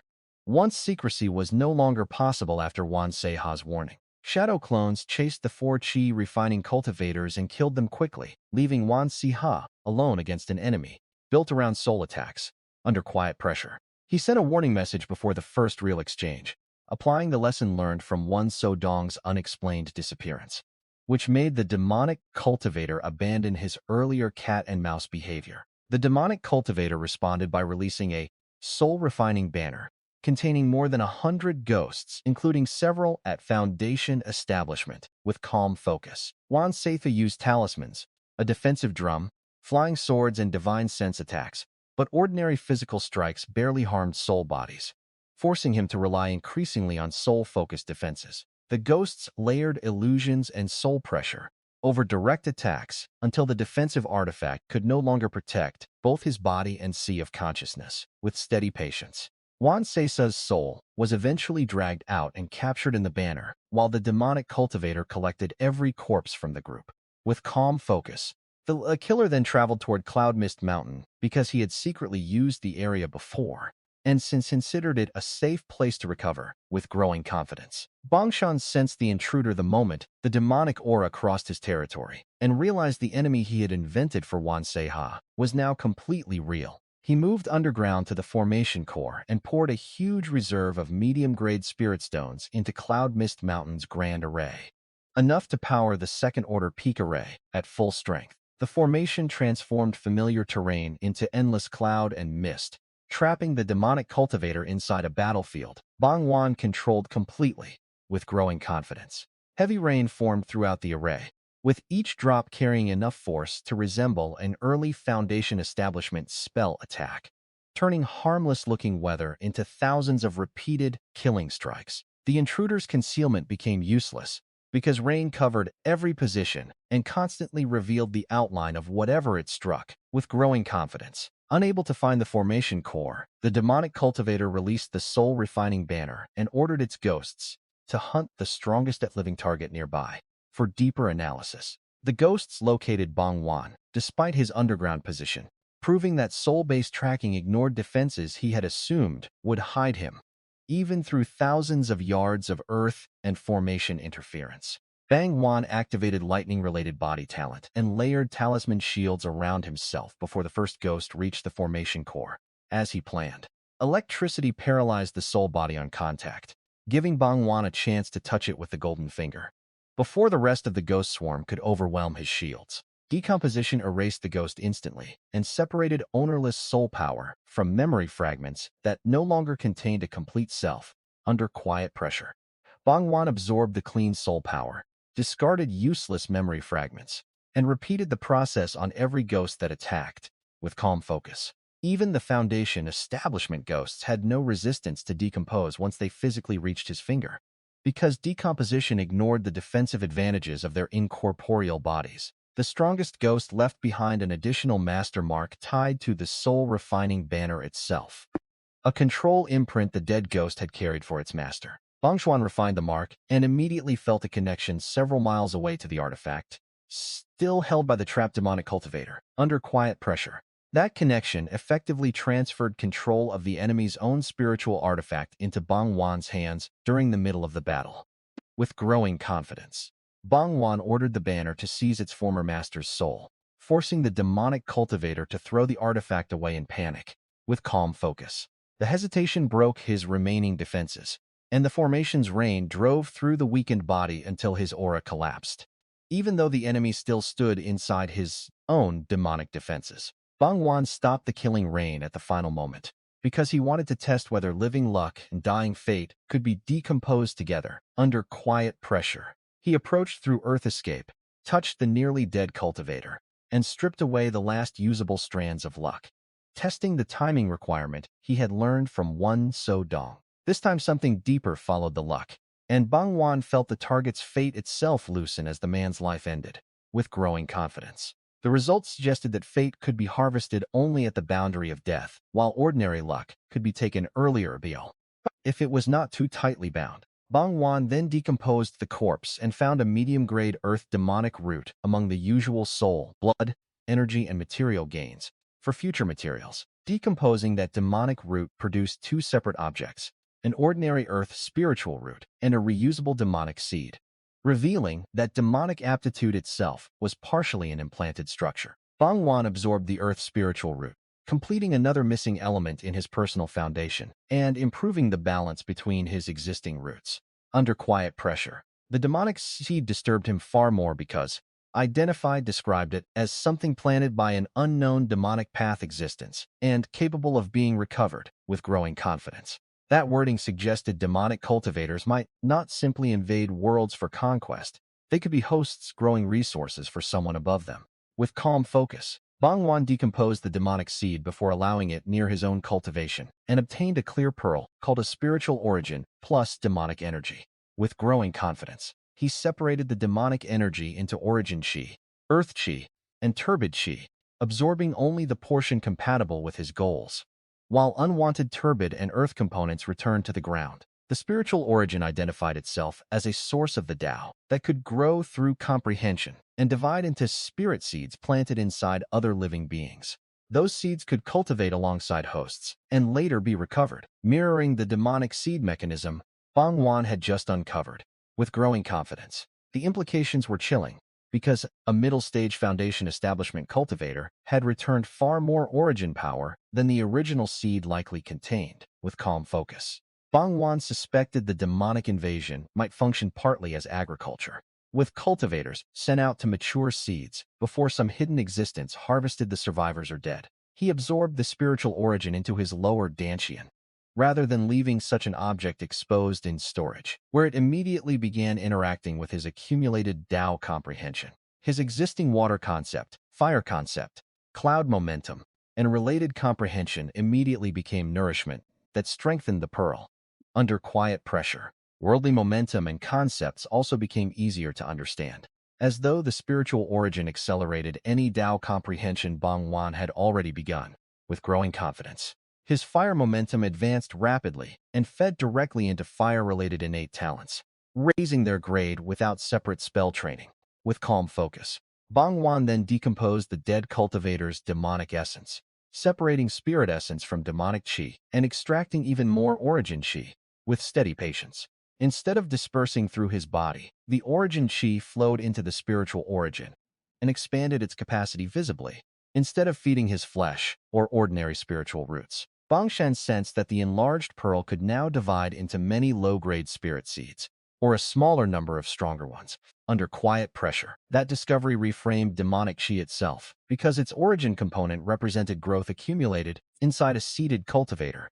With steady patience, ordinary spiritual qi lacked that component, but energy cultivated by a host carrying a spirit seed might become the spiritual path equivalent. With calm focus, Bang Juan now possessed an object linked to a cultivation system far beyond the falling Cloud Sect's ordinary records. As he planned, he kept the discovery secret because neither branch politics nor neighboring markets mattered, compared with whoever had created demonic seeds in the first place. With growing confidence, Cloud Mist Mountain's formations, spirit beasts, and underground escape routes suddenly looked less business infrastructure and more like necessary survival preparation. For deeper analysis, the corpse also strengthened Bang Juan's soul enough that portions of his spiritual sense began transforming toward true divine sense without wasting anything. That improvement expanded formation control, perception, and decomposition efficiency at the same time, making every future resource easier to process. With calm focus, Bang Juan had started by buying broken swords and failed pills because they were cheap, never expecting the same power to reach something as abstract as fate. Now the same ability could deconstruct souls, roots, luck, demonic systems, and the very mechanisms behind a world-scale invasion, with steady patience. Yet the golden finger still followed the same simple principle from the riverboat. Identify what something truly contained, then separate the parts nobody else could reach. That simplicity made Bang Juan more cautious rather than less, because each new object revealed how incomplete ordinary cultivation knowledge could be. With growing confidence, he began separating what he publicly knew as a mountain master from what only his true body, golden finger, and deepest formations were allowed to touch. Reports of demonic activity spread through the Hongmong dynasty, while sect investigators started comparing corrupted spiritual veins across multiple territories. Rather than treating each attack as an isolated regional incident, Bang Juan no longer needed to manufacture suspicion. The black energy beneath Cloud Mist Mountain was part of a pattern appearing far beyond his land. With steady patience, the question changed from whether demonic cultivators existed nearby to how deeply their influence had already entered the dynasty's spiritual infrastructure. Under quiet pressure, and once the sect began digging for that answer, the political foundation of the Hongmong dynasty itself started looking increasingly dangerous. With growing confidence, as the market stabilized, Bang Juan turned his attention from commerce back toward the spiritual origin and the 12 spirit beasts guarding Cloud Mist Mountain for future battles. He ordered every beast to return with the corpses gathered from its territory, partly to measure their progress, and partly to test what the spiritual origin could absorb. Little Thunder, the thunder-winged tiger, arrived first with hundreds of demon beast carcasses packed into the storage pouch hanging from its neck. Under quiet pressure, Bang Juan decomposed the pile systematically, feeding demonic power, blood energy, and bloodline essence to the tiger, while keeping talents and stranger components for himself. With growing confidence, blood cores broke down further into demonic qi and demon runes, and the spiritual origin reacted by drawing those runes directly onto its own surface. With careful precision, each rune represented a species and carried a fixed relationship with some force of heaven and earth, rather than functioning like an ordinary written symbol, layer by layer. A deer-shaped wood rune, for example, began pulling enough natural power that Bang Juan finally touched the wood concept he had previously lacked. With careful precision, Repeated runes did not become useless duplicates. They sharpened the existing pattern and strengthened its connection to the relevant natural force. With calm focus, Little Thunder tried to consume so much energy that its aura became unstable, showing that even powerful bloodlines could be overwhelmed by resources arriving too quickly. Bang Juan recalled one unhosted spirit seed and planted it into the tiger, curious whether the spiritual path mechanism could regulate demonic growth. With steady patience, the effect was immediate. The seed helped the beast digest spiritual chi, demonic chi, blood energy, and bloodline power without losing control. Under quiet pressure, Little Thunder advanced into a high-grade Tier 1 Thunder Winch Tiger King, with a stronger bloodline and natural authority over other tigers under his care. Bang Juan repeated the same process with the Crimson Blood Python and the remaining contracted beasts, until all 12 reached high-grade Tier 1 inside Dao Origin. Each beast returned to its territory stronger, carrying a spirit seed, a growing clan, and orders to continue gathering corpses and materials for later decomposition. By Bison, the spiritual origin held roughly 150 demon runes, enough for Bang Juan to begin noticing structural similarities with talisman patterns. For deeper analysis, he experimentally replaced parts of a standard fireball talisman with matching demon rune lines and produced a stronger effect rather than destroying the talisman. With calm focus, that result suggested many cultivation crafts were imperfect imitations of deeper patterns already written into heaven, earth, and living bloodlines. For later use, Bang Juan resisted chasing this discovery immediately because foundation establishment remained the more urgent objective. The Cloud Sect art already gave him a complete breakthrough route to follow. He believed a perfect breakthrough required exceptional spiritual roots or a rare treasure, perfected essence, chi and spirit, strong technique comprehension, and meaningful momentum understanding. With fresh insight, most conditions were already close, while the spiritual origin itself might qualify as a treasure beyond anything available in the Hongmong dynasty. With growing confidence, he also possessed ancient materials recovered from broken relics that could serve as alternative foundation anchors if the spiritual origin failed.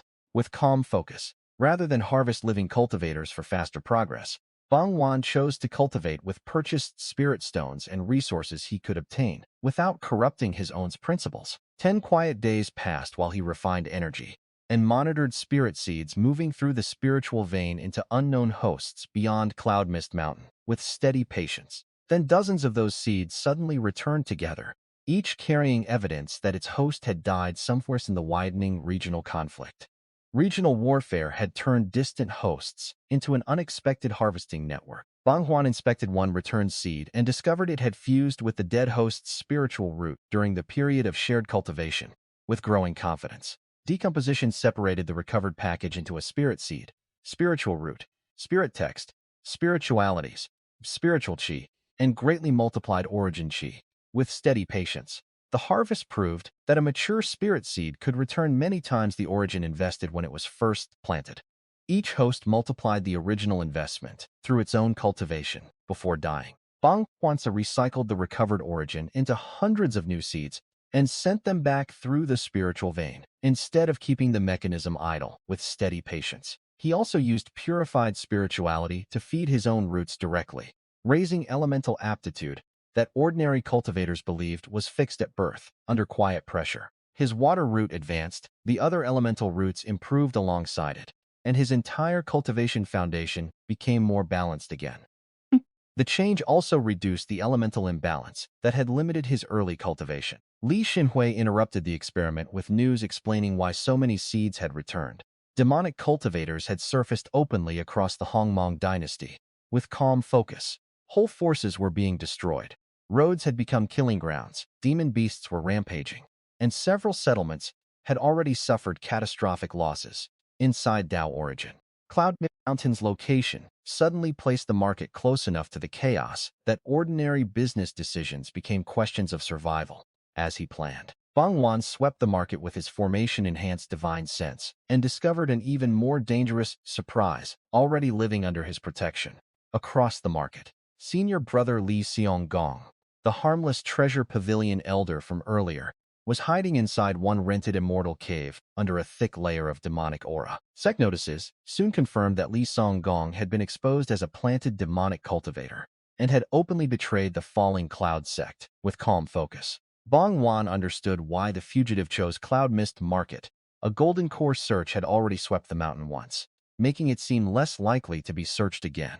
Rather than close the market and force the hidden expert into violence, Bang Juan ordered normal operations to continue while strengthening guards and defensive formations. Under quiet pressure, a golden core fugitive who wanted secrecy had strong reasons not to kill the mountain master or create obvious disturbances around his hiding place. Under quiet pressure, the situation forced Bang Juan to study demonic energy more carefully instead of relying on the righteous sect's simple claim that it was inherently corrupting. With growing confidence, Decomposition showed ordinary spiritual power separating into earth chi, pure chi, and origin chi, while demonic used earth chi, turbid chi, and origin chi for later decomposition. Both energies therefore shared underlying components, even though one felt clear and light, while the other felt heavy, violent, and oppressive.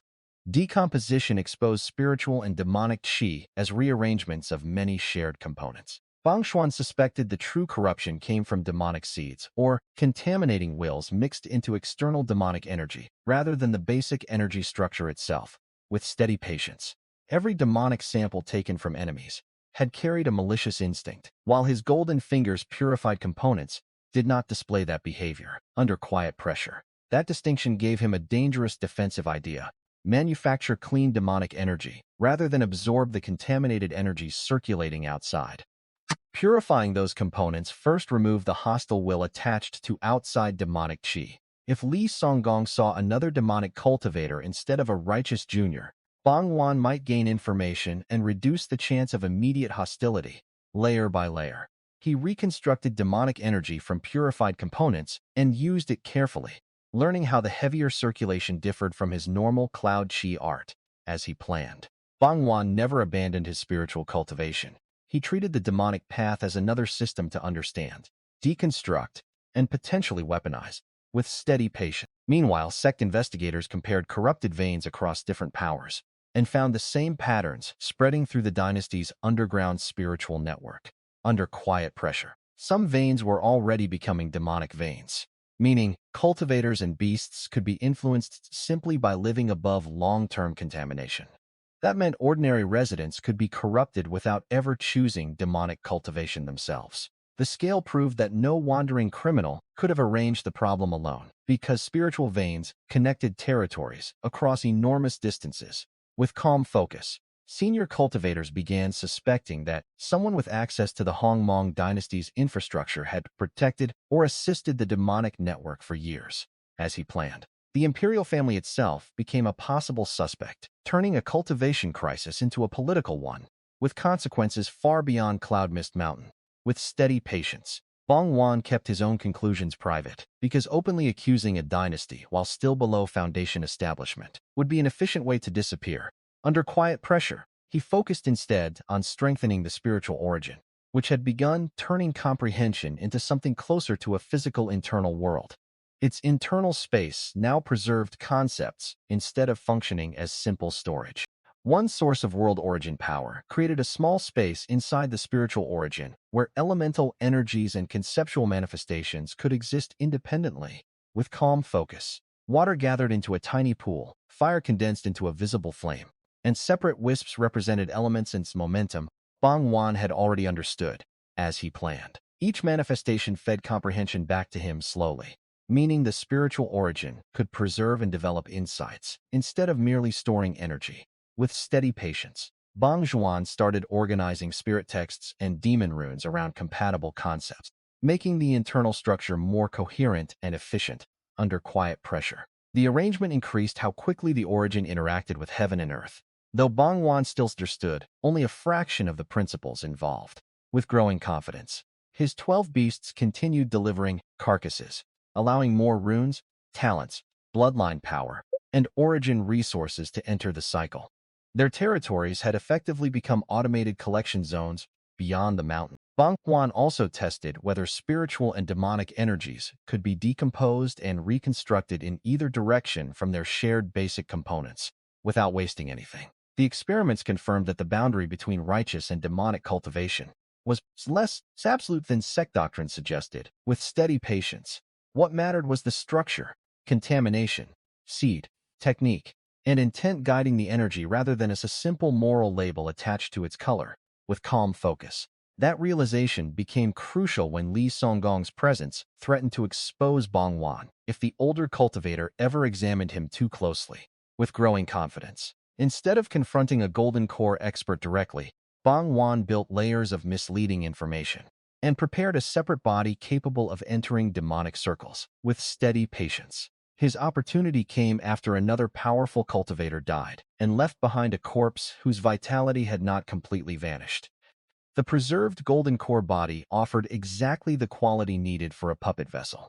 Bang Juan had already learned enough puppet refinement to recognize that a recently dead cultivator could become far more than a wooden combat doll. With steady patience, he separated a tiny fragment from his own solidified soul, enduring severe pain to create an independent soul core carrying his consciousness under quiet pressure. That soul fragment entered the prepared corpse, allowing Bang Juan to perceive through two bodies at once, while keeping the golden finger only on his original body. The corpse itself had no living cultivation potential, but it retained a powerful physical foundation and could function as a controlled weapon for future materials.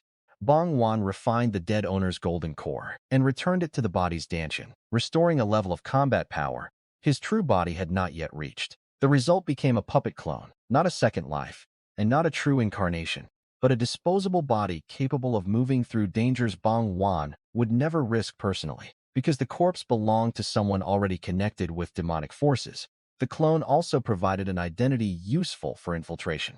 With steady patience, Bang Juan practiced moving, fighting, speaking, and dividing attention until the two-body perception stopped overwhelming his thoughts. Only a finger-sized soul fragment entered the puppet, limiting the risk to his true soul. He kept the golden finger's absence from the clone in mind constantly, because any decomposition still required his real body or direct access to collected objects later. The puppet could gather evidence, corpses, identities, and opportunities, while the true Bang Juan remained protected inside Cloud Mist Mountains formations, without wasting anything. This separation fundamentally changed his risk tolerance, because death of the puppet would hurt his soul, but would not necessarily end his life. With steady patience, Bang Juan therefore began using the clone to approach demonic contacts, observe branch structures, and learn what the invasion was actually trying to accomplish. Under quiet pressure, the information revealed multiple demonic branches cooperating across the Hongmong dynasty, rather than isolated cultivators acting independently. Their shared objective was collecting cultivator corpses for a mass sealed blood sacrifice.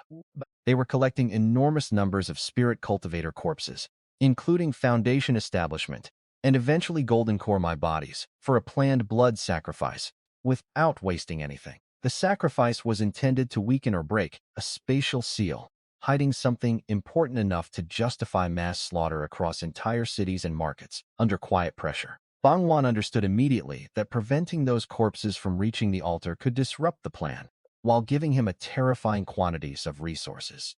Under quiet pressure, using the puppet's demonic identity, he presented Cloud Mist Mountain as a remote storage site already overlooked by righteous investigators. Under quiet pressure, he suggested that branch operatives deliver collected bodies, wounded members, and difficult loot there, instead of exposing their own strongholds.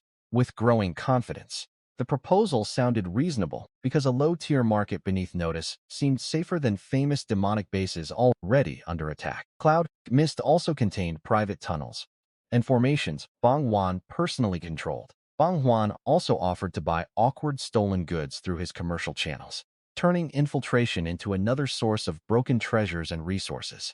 As he planned, demonic representatives accepted the arrangement and began treating the puppet as a useful regional partner rather than a suspicious outsider.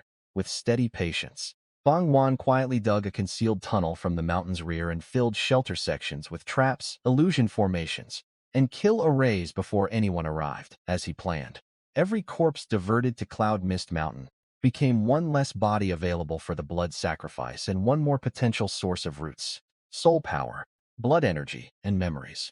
The moral problem remained real because these were dead cultivators rather than anonymous materials. So Bang Juan separated practical use from treatment of the remains under quiet pressure.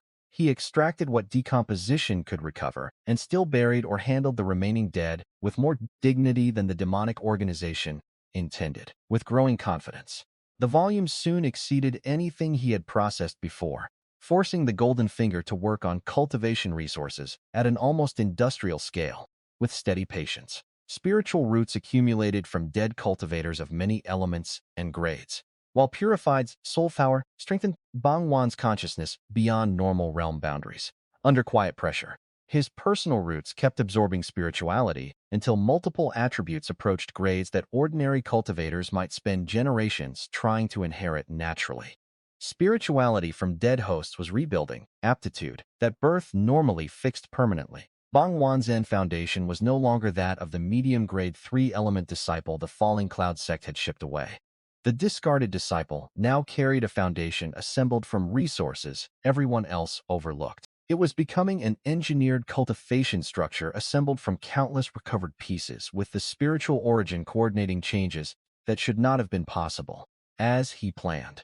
And the demonic invasion, intended to harvest an entire dynasty, was unknowingly delivering much of its first to the one cultivator capable of taking it apart. Every new shipment also revealed more of the enemy's timetable, branch coordination, and obsession with specific corpse counts needed to break the spatial seal. Without wasting anything, Bang Juan decided to keep playing the role until he understood what waited behind that seal, or this disguise became more dangerous than the information. With growing confidence, the first enormous corpse delivery proved how completely Bang Juan's infiltration had reversed the demonic organization's intended harvest. Corpse storage intended for the ritual had become fuel for his own cultivation instead. More than 30,000 chi refining corpses and hundreds of foundation establishment bodies arrived in storage pouches, packed for a future blood sacrifice, without wasting anything. After the demonic couriers left, Bang Juan's true body opened the underground hall and found rows of frozen coffins stretching farther than he wanted to see. He acknowledged that the dead had already been murdered, and that diverting them from the sacrifice, at least, prevented their bodies from serving the enemy's final ritual. Then he began extracting only what decomposition could still preserve before arranging for the physical remains to be treated separately. As he planned, most souls were already gone, but spiritual power, blood energy, spiritual roots, and physical resources remained inside the corpses. Decomposition preserved those remaining resources without pretending the missing souls could be restored. Bang Juan decomposed each spiritual root into spirit text and ownerless spirituality, splitting the latter between his Tao origin and his own developing roots under his command. After only a small fraction of the coffins, his original 5 elemental roots rose from medium grade to high grade with steady patience. New corpses also supplied wind, lightning, and ice spiritual roots, expanding his attributes beyond the 5 elements he started with for later decomposition. Repeated spiritual roots fed the newer attributes until all 8 routes eventually reached top grade. Wind, lightning, and ice joined the original 5 elements inside his expanding aptitude. The change altered Bang Juan's relationship with natural energy, because heaven and earth, spiritual chi began responding to intention almost before he deliberately drew it inward. Top-grade roots explained why great sects guarded gifted children so fiercely. But Bang Juan still had thousands of corpses left to process. With calm focus, he continued feeding ownerless spirituality into each root until the 8 roots crossed another threshold together. All 8 eventually became heavenly spiritual roots, rather than merely high-grade roots. Every one became a heavenly spiritual route, a level of aptitude that great powers treated as the foundation of future nascent soul experts. Under quiet pressure, Bang Juan could suddenly see elemental flows more directly, distinguishing fire, wood, water, wind, lightning, ice, and spiritual vein movement around him. With growing confidence, simple attention produced traces of new momentum insights that would have taken his former medium-grade roots months or years to approach. With growing confidence, the ease disturbed him, because the heavenly Tao seemed to cooperate with heavenly roots, instead of resisting every small step as he planned. Bang Juan kept the transformation completely hidden, since 8 heavenly roots inside one cultivator would invite questions no branch could answer safely, layer by layer. Once his roots refused further spirituality, he sent every additional purified portion into the Tao origin, rather than waste the accumulated resources. With growing order, When the last corpse in the first shipment was processed, Bang Juan finally decided that every requirement for Foundation establishment had been satisfied. With calm focus, the Golden Core puppet guarded the underground entrance, while spirit-gathering formations isolated the chamber from outside perspective. No outside observer could safely witness what Bang Juan intended to attempt next. Bang Juan prepared piles of spirit stones and converted Foundation establishment pills into top-grade versions as insurance against anything going wrong. With steady patience, the Cloud Chi art described the ordinary breakthrough: simply liquefy spiritual energy into true essence and stabilize the new realm. His accumulated insights made that simple instruction far more dangerous than the manual suggested. Bang Juan wanted much more because serious cultivators built a Tao foundation during the transition, using their spiritual route and comprehension to shape future potential with growing confidence. Lower quality foundations offered limited help and smaller future prospects, while the legendary perfect version required heavenly aptitude, rare treasures, deep momentum understanding, and flawless preparation. With growing confidence, Bang Juan believed his current foundation exceeded those requirements, so he followed the old method as carefully as possible. Instead of improvising at the crucial moment, he entered deep contemplation, connected to all 8 spiritual routes, and perceived the surrounding cavern of heaven and earth as distinct currents. As he planned, his accumulated momentum insights formed a bridge between consciousness and the outside world, drawing down the breath of the great Tao. With calm focus, water and fire concepts strengthened that bridge further, bringing far more Tao breath into his Danshin than ordinary momentum alone could attract.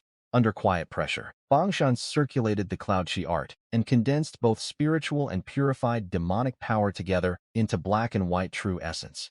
The opposing energies circulated together only after decomposition removed the contamination attached to demonic power. The dual essence did not reject itself. Instead, it behaved like 2 sides of the same cloud-shaped foundation, beginning to form around the Tao breath, inside Tao origin. The first layer appeared small and gray, then expanded through recognized grades as Bang Juan continued feeding true essence into the structure.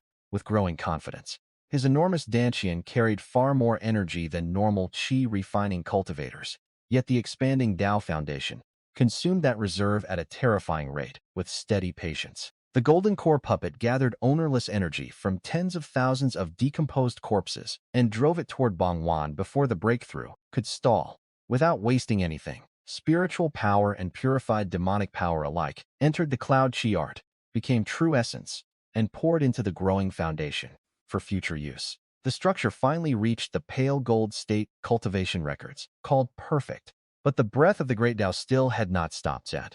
With calm focus, Bang Juan noticed another phantom ring beyond the accepted limit, which meant the so-called perfect foundation was not actually the end of the road, as he planned. True essence could not solidify the new ring, so he turned to the massive blood energy reserves accumulated through body refining decomposition. With growing confidence, the cloud body art crossed foundation establishment first, condensing its 9 cloud patterns into stronger structures throughout bones, flesh meridians, fascia, and skin. Under quiet pressure, blood energy liquefied into essence as the entire physical body transformed, and that body refining essence flowed into the Tao foundation. With growing confidence, the additional power pushed the structure beyond the conventional perfect grade into a deeper golden 6th layer.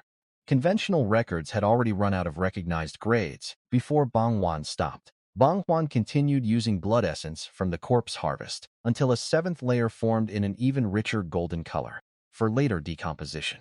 Each unexpected ring demanded a different level of preparation, revealing that the standard cultivation records described only what ordinary prodigies could realistically reach. With steady patience, the 8th phantom layer rejected both true essence and blood essence, responding only when Bang Juan fed divine sense into it.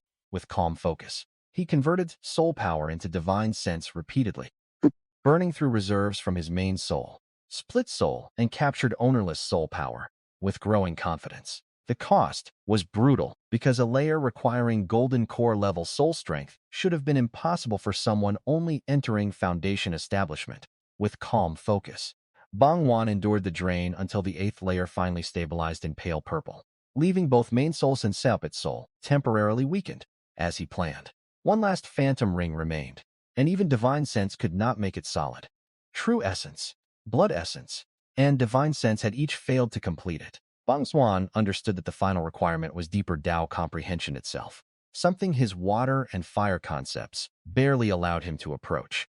Under quiet pressure, the spiritual origin at the center of his Dantian became the only treasure capable of completing the structure. He committed origin power because every conventional cultivation resource had already reached its limit. He guided the pearl into the Tao foundation, where its rhythm fused with the existing layers and caused the ninth ring to harden rapidly. With calm focus, the completed 9-layer Tao foundation turned fully purple and released an aura Bang Juan's golden core puppet could not suppress, as he planned. Above Cloud Mist Mountain, clouds changed color, and the purple manifestation expanded across the entire Hongmong dynasty and far beyond the visible horizon. With steady patience, mortals and cultivators looked upward in confusion. Some believing heavenly anger had descended, while others assumed an unmatched treasure had appeared. Under quiet pressure, experts attempted divination, but found only obscured heavenly secrets, preventing the phenomenon from pointing directly toward Bang Juan. The purple cloud phenomenon lasted only 9 breaths, but spread far beyond Cloud Mist Mountain. After several breaths, the sky returned to normal, leaving every major force searching for an explanation that Cloud Mist Mountain could not provide publicly. With calm focus, Bang Juan checked his luck and found that the breakthrough had transformed it dramatically, confirming that his relationship with the world itself had changed. Inside Tao origin, the important part was not the spectacle but the foundation beneath it. Spiritual cultivation, body refining, soul strength, concepts, and the spiritual origin now supported one another. His path no longer fit neatly inside the normal spirit cultivator ladder, especially after the dual spiritual demonic true essence successfully condensed without conflict for future use. Bang Juan still called the realm Foundation Establishment, because that was the closest useful label. But the 9-layer Tao Foundation exceeded anything in branch records. With growing confidence, he immediately hid his real aura again and allowed outsiders to keep assuming he remained far closer to ordinary advancement. With calm focus, the golden core puppet recovered enough strength to resume infiltration, while the true body stabilized its new realm, underground, as he planned. The demonic branch contacts continued reporting corpse counts, attacks, and progress toward the spatial seal blood sacrifice. Each report showed the hidden ritual advancing, while righteous forces remained focused on local disasters. Bang Juan learned that multiple cities, Tier 2 markets, and smaller sect assets had already been breached across the Hongmong dynasty. With growing confidence, thousands of spirit cultivators were dead. Yet, the demonic forces still lacked enough foundation establishment and golden core bodies for the planned sacrifice. With growing confidence, the resistance had stiffened after the first surprise attacks, forcing the enemy to hunt more openly and increasing the chance that righteous experts would locate their strongholds. Bang Juan encouraged every branch representative to keep noisy operations far away from Cloud Mist Mountain and to use his hidden storage tunnels whenever possible, as he planned. He framed the mountain as a neutral rear position where wounded members could recover and awkward loot could be sold without attracting attention. With steady patience, the demonic cultivators accepted because the market genuinely looked insignificant compared with major sect properties already under surveillance, as he planned. Bang Juan's puppet gained trust simply by offering practical logistics, while the true mountain quietly became a net catching bodies and information. Before either reached the sacrifice, every new shipment could improve Bang Juan's roots, soul, body, spirit beasts, Tao origin, and knowledge, while simultaneously weakening the enemy ritual. With growing confidence, that advantage did not make him careless about the conflict spreading outside his formations. A regional beast tide could still erase his market regardless of personal advancement. News arrived that an extremely powerful expert was hunting Old Demon Han, the figure connected with directing much of the regional demonic conspiracy. With steady patience, 2 escape lights crossed the sky at impossible speed, followed by a voice publicly calling the demon by name and demanding that he stop running. Under his care, Bang Juan recognized Old Demon Han from the memories and reports gathered through decomposition, confirming that Smasterman had finally drawn attention above Golden Core for future materials. The chase suggested the righteous side possessed experts capable of threatening the conspiracy, but it also meant the enemy could accelerate the blood sacrifice before being destroyed. Cloud Mist Mountain needed to survive long enough for those larger powers to fight each other without becoming collateral damage. For later use, Bang Juan strengthened formation cores, expanded underground shelters, and prepared spirit stone reserves capable of sustaining prolonged defense. Medium-grade spirit stones became emergency fuel rather than inventory reserved for future profit. He also checked his 12 spirit beasts, whose clans now controlled road approaches, and could redirect ordinary demon beasts before they reached the market, as he planned. The animals had become much stronger from repeated corpse resources, yet Bang Juan still refused to rely on them against true high-level enemies. With growing confidence, their role was information, terrain control, and reducing the number of threats the formations had to handle at once. With careful precision. Market merchants began hearing rumors of expanding beast tides caused by corrupted spiritual veins and demonic manipulation throughout the dynasty. With growing confidence, some loose cultivators packed immediately, deciding that a newly built Tier 1 market could not possibly survive a regional catastrophe under his control. Others watched the Yu and Li families' storefronts, reasoning that wealthy families would evacuate first if their elders believed Cloud Mist Mountain was doomed. Under quiet pressure, the affiliated families instead sent Foundation establishment support because protecting a profitable relationship with Bang Juan had become worth real risk, as he planned. That investment validated his earlier decision to make merchant stakeholders rather than temporary customers. The Yu and Li families now had money and people tied directly to Cloud Mist's survival. Li Xinhui followed instructions and allowed anyone who wanted to leave peacefully rather than trap long-term frightened cultivators inside the mountains. As he planned. Bang Juan preferred fewer willing defenders over a crowded market full of people who would panic as soon as the first monster appeared. With growing confidence, he also offered selected loose cultivators formal, named disciple or outer sect positions, using clear salary and exchange benefits to turn temporary residents into long-term manpower. Under quiet pressure, Cloud Mist Mountain's strength therefore grew from trade, formations, disciples, family allies, spirit beasts, and Bang Juan's hidden power, rather than one visible trump card, for steady profit. When the beast tide finally approached the region, the market no longer resembled the neglected stronghold Bang Juan inherited with steady patience. It had defensive layers, underground routes, Foundation establishment allies, trained residents, commercial stockpiles, and 12 beast territories surrounding the main roads. With calm focus, Bang Juan watched the incoming disaster through Formation's divine sense and waited to see whether his preparations could redirect a force capable of erasing entire markets. His greatest advantage remained uncertainty. Enemies knew Cloud Mist Mountain existed, but almost nobody with the mountain had come underneath its ordinary Tier 1 label, under quiet pressure. That ignorance was about to be tested by tens of thousands of demon beasts running directly across the Hongmong dynasty, under quiet pressure. The beast tide also gave the demonic organization cover, since frightened cultivators blamed monsters while hidden operators hunted survivors and collected bodies behind the chaos. With growing confidence, Bang Juan understood that surviving the tide was only the visible problem.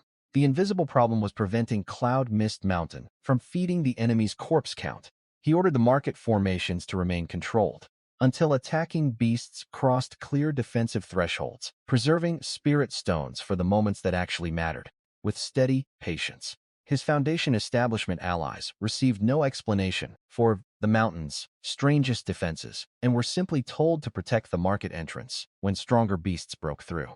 Then the first waves reached the outer territories, and Cloud Mist Mountain's 12 hidden beast rulers began carrying out the plan prepared days earlier. With calm focus, the first massive waves of the beast tide reached Cloud Mist Mountain's outer roads and behaved differently from the terrified cultivators, expecting a direct charge, as he planned. Bang Juan's 12 spirit beasts and their clans blocked the main approaches, while leaving easier paths around the mountain open.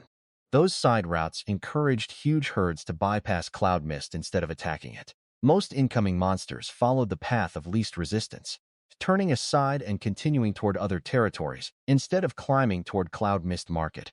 Under quiet pressure, loose cultivators watching from the defenses slowly realized that tens of thousands of beasts were flowing around them like water around a stone. With growing confidence, the sight transformed panic into disbelief.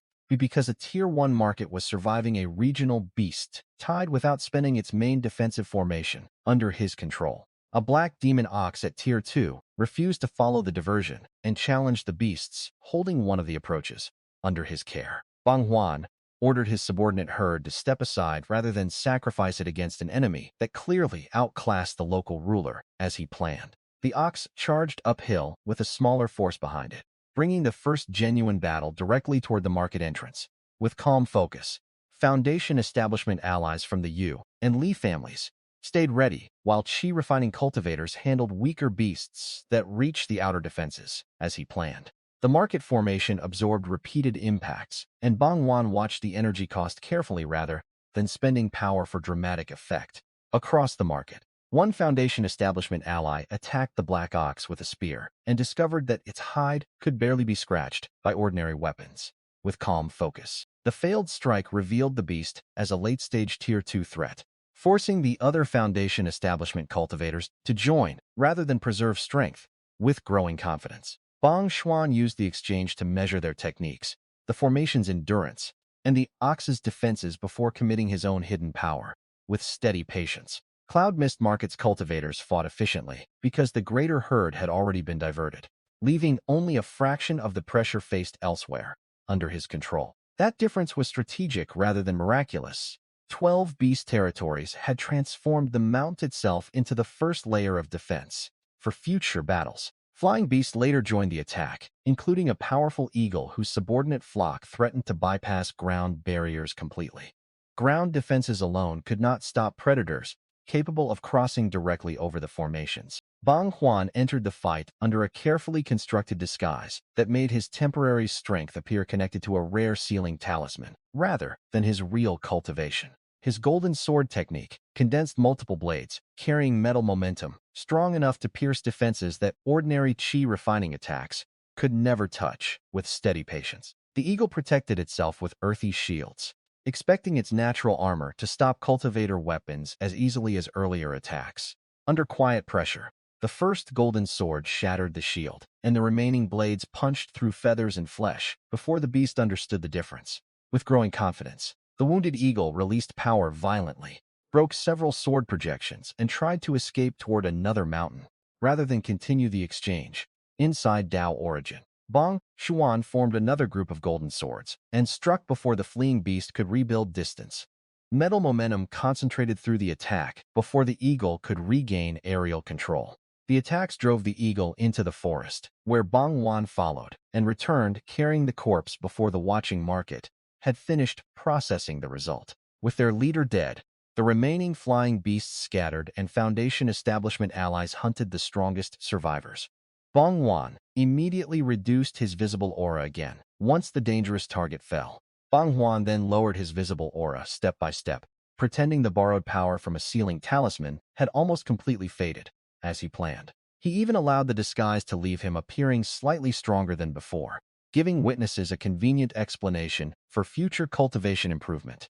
With calm focus, the Foundation establishment allies accepted the story because rare talismans could temporarily provide impossible strength at equally impossible cost. That explanation was safer than revealing a Foundation-established breakthrough nobody had witnessed. Bang Juan treated the Tier 2 corpse and battle experience as compensation, reinforcing the image of a talented junior who had simply gambled a priceless resource. With growing confidence, the performance kept his true Foundation establishment realm, 9-layer Dao Foundation, and Golden Core Puppet, hidden from everyone standing nearby. Under quiet pressure, Cloud Mist Market survived the first major confrontation with limited damage, while the neighboring Hongyang Market faced the full force of the beast tide. Inside Dao Origin, Hongyang's defenses contained more Foundation establishment cultivators, but tens of thousands of beasts and numerous Tier 2 monsters hammered the barrier without pause. For future battles, the new market master, Dongbang Yubong, realized the formation would fail before outside reinforcements could possibly arrive. Hongyang possessed more defenders than Cloud Mist, yet its defensive structure was already collapsing. He privately told allied Foundation establishment forces that staying meant dying exhausted inside a collapsing system, and proposed evacuation, while the barrier still stood, as he planned. Panic spread once ordinary cultivators saw their strongest defenders packing resources and preparing to leave through a hidden underground route. Under quiet pressure, loose cultivators begged to be taken along. But no leader could protect thousands of frightened people, while demon beasts controlled the surrounding mountains. Under quiet pressure, Dongbang Yubong still carried resentment toward Cloud Mist Market because the earlier disappearance of Hangyang personnel had never been resolved to his satisfaction. With growing confidence, spies also reported that Cloud Mist Mountain had survived the beast tide nearly intact, which made the failure of his own higher-tier market feel humiliating. With growing confidence, before evacuating, Dongbang Yubong loudly told the remaining cultivators that Cloud Mist Mountain was safe and could provide shelter with steady patience. The statement sounded generous, but it also aimed desperate refugees and the pursuing beast tide directly toward Bang Juan's territory. Dongbang Yubong was deliberately transferring his market's disaster onto a rival territory. Hangyang's core forces escaped through the rear tunnel, while other factions and loose cultivators scattered in different directions with calm focus. Once the market barrier finally failed, demon beasts flooded the streets, discovered the escape trail, and pursued the fleeing groups immediately. Inside Dao Origin, low-level cultivators died quickly because the beasts moved faster, while hidden demonic operators collected corpses instead of allowing monsters to eat them without wasting anything. That detail confirmed Bang Juan's understanding that the beast tide was being used as a corpse harvesting machine for the blood sacrifice for future materials. Flying demon beasts marked escape routes from above, steering ground packs toward cultivator groups attempting to break away. The pattern proved the tide was being guided rather than moving like ordinary frightened wildlife. Dongbang Yubong concluded that the only way to shake pursuit was to cross Cloud Mist Mountain and leave the chasing monsters behind as someone else's problem. More than a dozen flying boats changed course toward Bang Juan's territory, with a large section of the herd following close behind, with calm focus. At Cloud Mist Mountain, the Yu and Li family reinforcements were already preparing to leave because their own territories needed help against the expanding disaster, as he planned. Bangshan sold emergency medicinal pills at favorable prices and provided Li Mangyo's people with enough supplies to support several dangerous battles, with calm focus. The Yu family representatives spent a fortune on foundation establishment pills, including top-grade pills that dramatically increased breakthrough odds for future family experts, as he planned. Bang Juan staged the transaction through a hidden golden core presence, so the buyer would believe a powerful senior stood behind Cloud Mist Mountain's pill supply. The frightened representative left convinced that Bang Juan had backing far beyond his visible realm and promised to keep the secret inside the family leadership. With calm focus, Bang Juan used that impression deliberately because a mysterious senior often protected territory more effectively than revealing his own impossible advancement, as he planned. After the allied groups departed, he sensed the approaching Hangyang flying boats and immediately understood that they planned to drag the pursuit across his mountain. With steady patience, rather than let them pass through and disappear, Bang Juan activated the top-grade cloud, turning rain overturning formation. At the precise moment they entered its range, white mist rose around the flying boats, swallowed landmarks, and turned the familiar slope into an endless maze before the refugees could change direction. With growing confidence, Dongbang Yubong's formation master recognized the array and attempted to calculate a safe exit using a compass and rapid seals. With calm focus, the calculations failed because Bang Juan had integrated momentum and traces of concept understanding into the formation, raising its complexity beyond the standard design, as he planned. Every route the formation master solved unfolded into another layer, and repeated backlash eventually made him cough blood. Bang Juan had woven momentum and conceptual changes into routes conventional calculation could not solve. The expert finally realized that there might be no ordinary path of life because the array's builder understood formations at a level he had never expected here. At that moment, the demon beasts pursuing the flying boats entered Cloud Mist Mountain and were swallowed into the same controlled mist. With growing confidence, instead of reaching the market, the monsters appeared around Hangyang's trapped forces from directions the cultivators could not predict. For steady profit, Tier 2 birds emerged from the white fog while ground beasts closed through false paths, turning Dongbang Yubong's attempted escape into a battlefield designed by someone else. He called toward Cloud Mist Mountain and offered spirit stones, first a modest amount, and then increasingly desperate sum when nobody answered. With steady patience, Bang Juan heard every word through the formation and refused because the money did not erase the decision to redirect the killing tide onto thousands of people living under his protection. Dongbang Yubong appealed to righteous solidarity and promised future gratitude. But the argument arrived only after his own plan had failed. With growing confidence, Bang Juan judged intent by action rather than speech. The Hongyang group had knowingly tried to cloud mist mountain beneath monsters so they could escape. He allowed the formation and pursuing beasts to continue pressuring them while monitoring every section for changes that might threaten his actual market, as he planned. The trapped cultivators fought hard because survival left no alternative, killing many beasts that otherwise would have needed to be handled by cloud mist defenders. With growing confidence, in effect, the formation turned the people who brought the danger into another defensive layer against that same danger.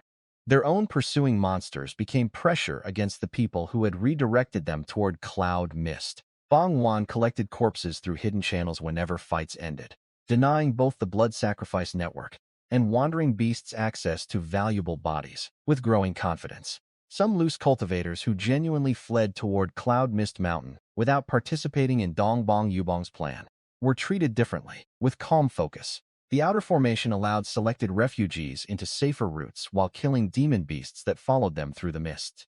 Bang Juan punished the scheme without treating every terrified refugee as an enemy. Little Black and other spirit beasts used tunnels and storage pouches to recover monster carcasses without revealing themselves to the frightened newcomers, as he planned. Cloud Mist Mountain began functioning like a silent machine. Misdirection outside, killing zones inside, refuge near the market, and collection routes underneath. With steady patience, people arrived safely, could not understand why every monster behind them vanished after entering the white mist. The formation separated people from pursuing beasts before redirecting each group through different paths. Bang Juan preferred that confusion because a reputation for mysterious protection was safer than explaining the exact structure of the defenses with calm focus. Meanwhile, the destruction of Hongyang Market proved that nominal tier meant little once formations. Leadership, terrain control, and preparation were tested under real pressure. With calm focus, Cloud Mist Market survival attracted even more refugees, merchants, and cultivators who had previously dismissed the mountain as too remote to matter. Under his control, Bang Juan did not open the gates without limits, since every new resident increased food needs, security risk, and the chance that demonic spies could enter among them. Li Xinhui registered arrivals, separated wounded from merchants and cultivators, and kept the market functioning, instead of allowing emergency crowds to destroy its organization. With calm focus, Bang Juan's earlier salary reforms paid off, because disciples now followed orders quickly rather than wondering whether the mountain would abandon them after the crisis. With calm focus, the 12 spirit beasts kept most large monster groups from ever reaching the central formation, preserving spirit stone reserves for higher-level threats with careful precision. Each successful defense also delivered demonic energy, bloodline power, runes, talents, hides, cores, and meat that could strengthen the beasts and market economy afterward. Under quiet pressure, Bang Juan viewed the tide as a disaster first and a resource opportunity second, refusing to create danger merely because decomposition could profit from it across the market. That distinction mattered because he could have slaughtered fleeing cultivators for faster cultivation, but repeatedly chose ready-made enemy losses instead. With growing confidence, his heart-nature rule remained consistent. Use resources already produced by conflict, but do not manufacture victims simply to accelerate his own realm.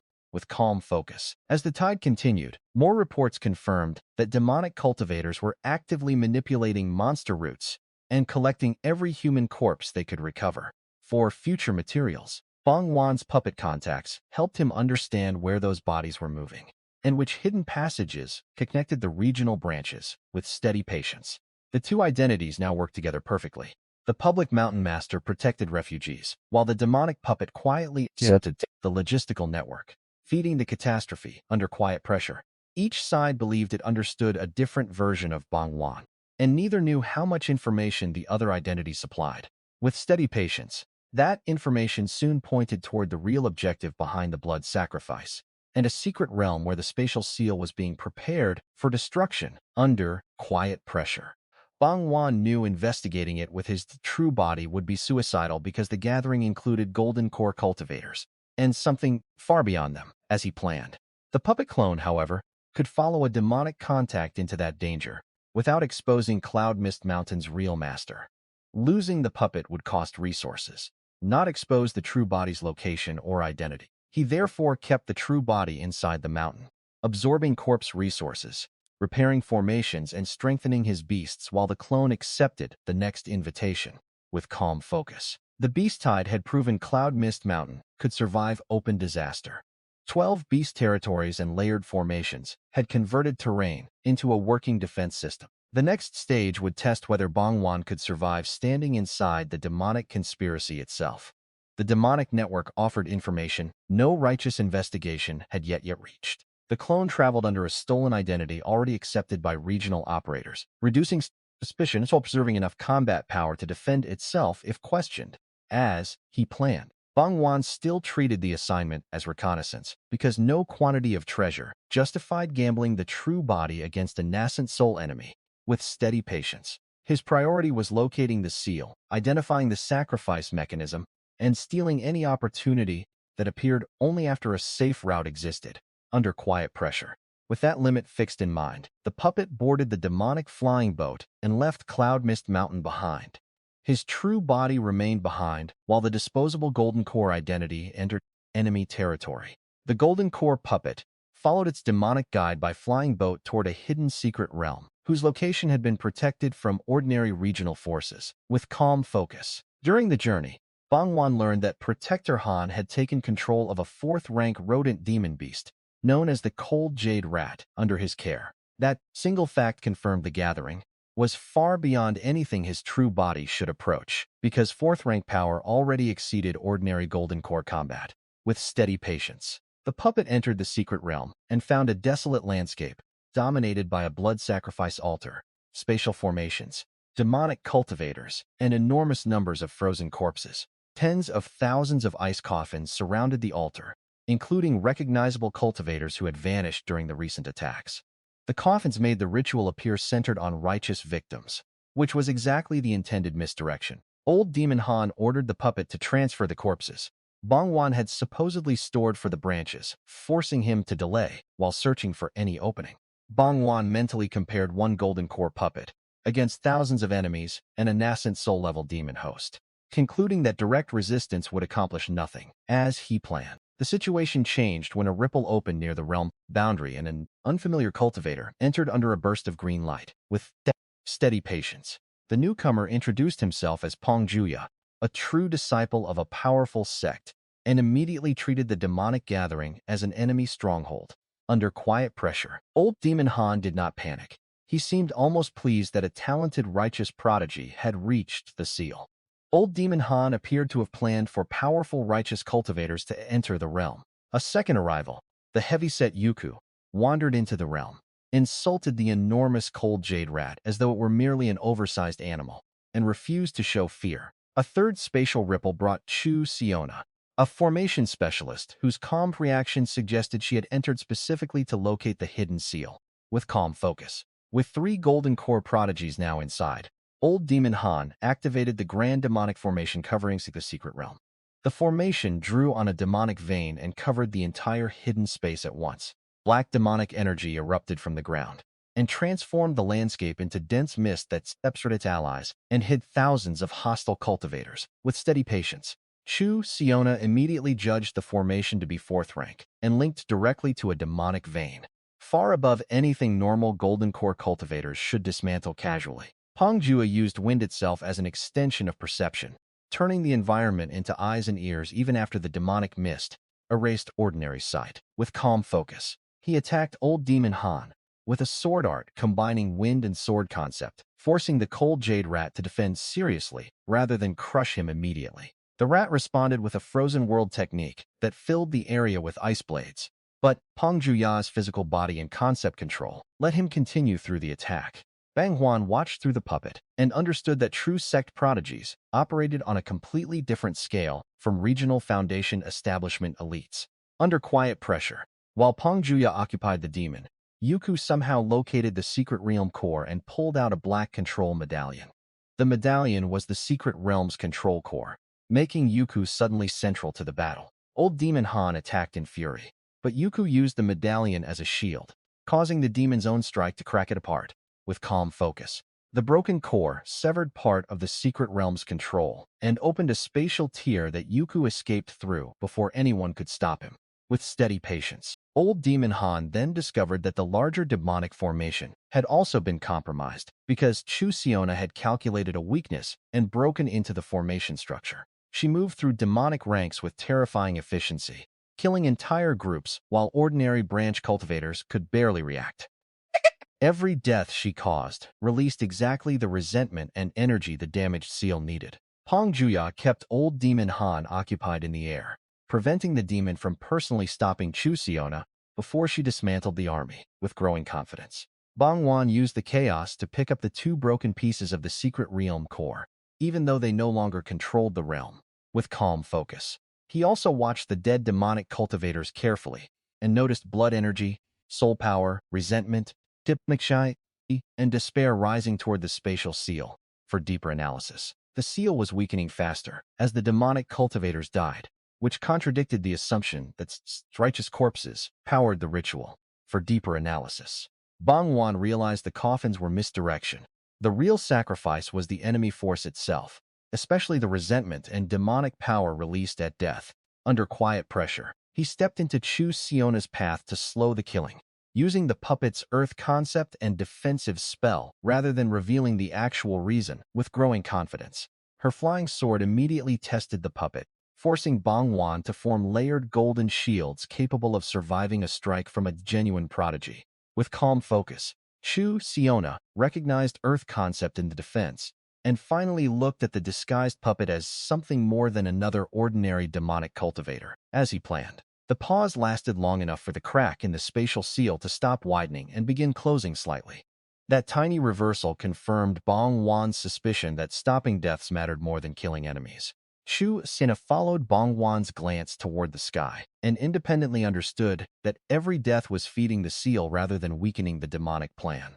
Layer by layer, she changed tactics at once, crippling enemies instead of killing them so their resentment and demonic energy could not complete the sacrifice. With growing confidence, Old Demon Han ordered his surviving followers to attack her anyway, knowing many would rather burn themselves to death than accept defeat and capture.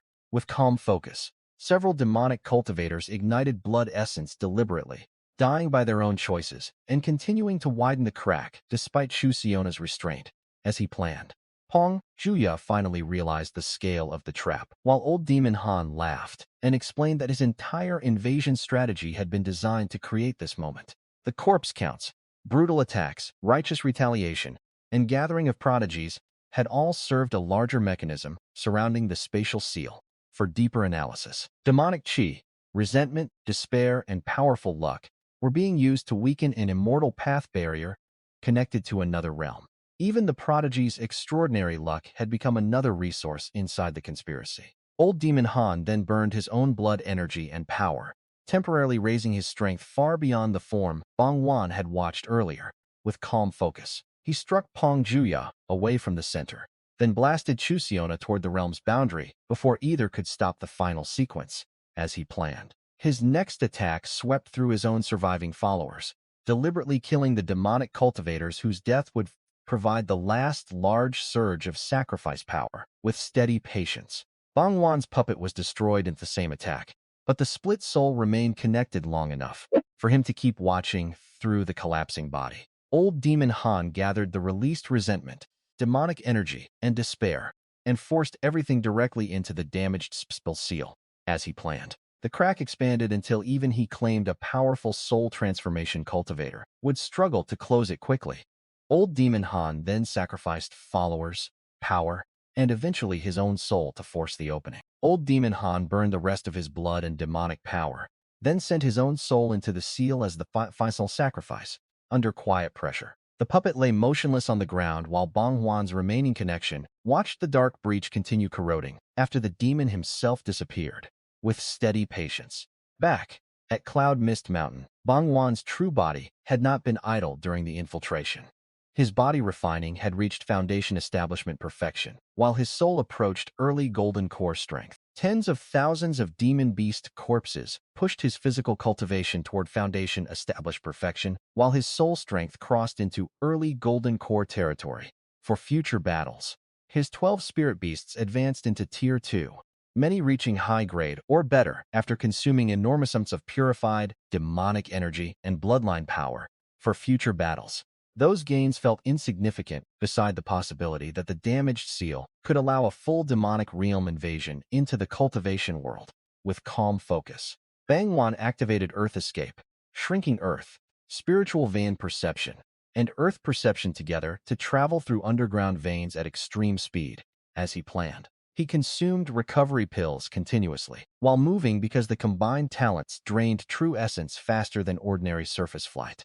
Pills replaced true essence continuously as he chained movement talents through underground spiritual veins. Within minutes, he crossed a huge section of the Hongmong dynasty and reached the ruined entrance connected to the secret realm. With growing confidence, the spatial seal was still hanging above the battlefield, torn by a massive crack filled with dark energy leaking from the other side.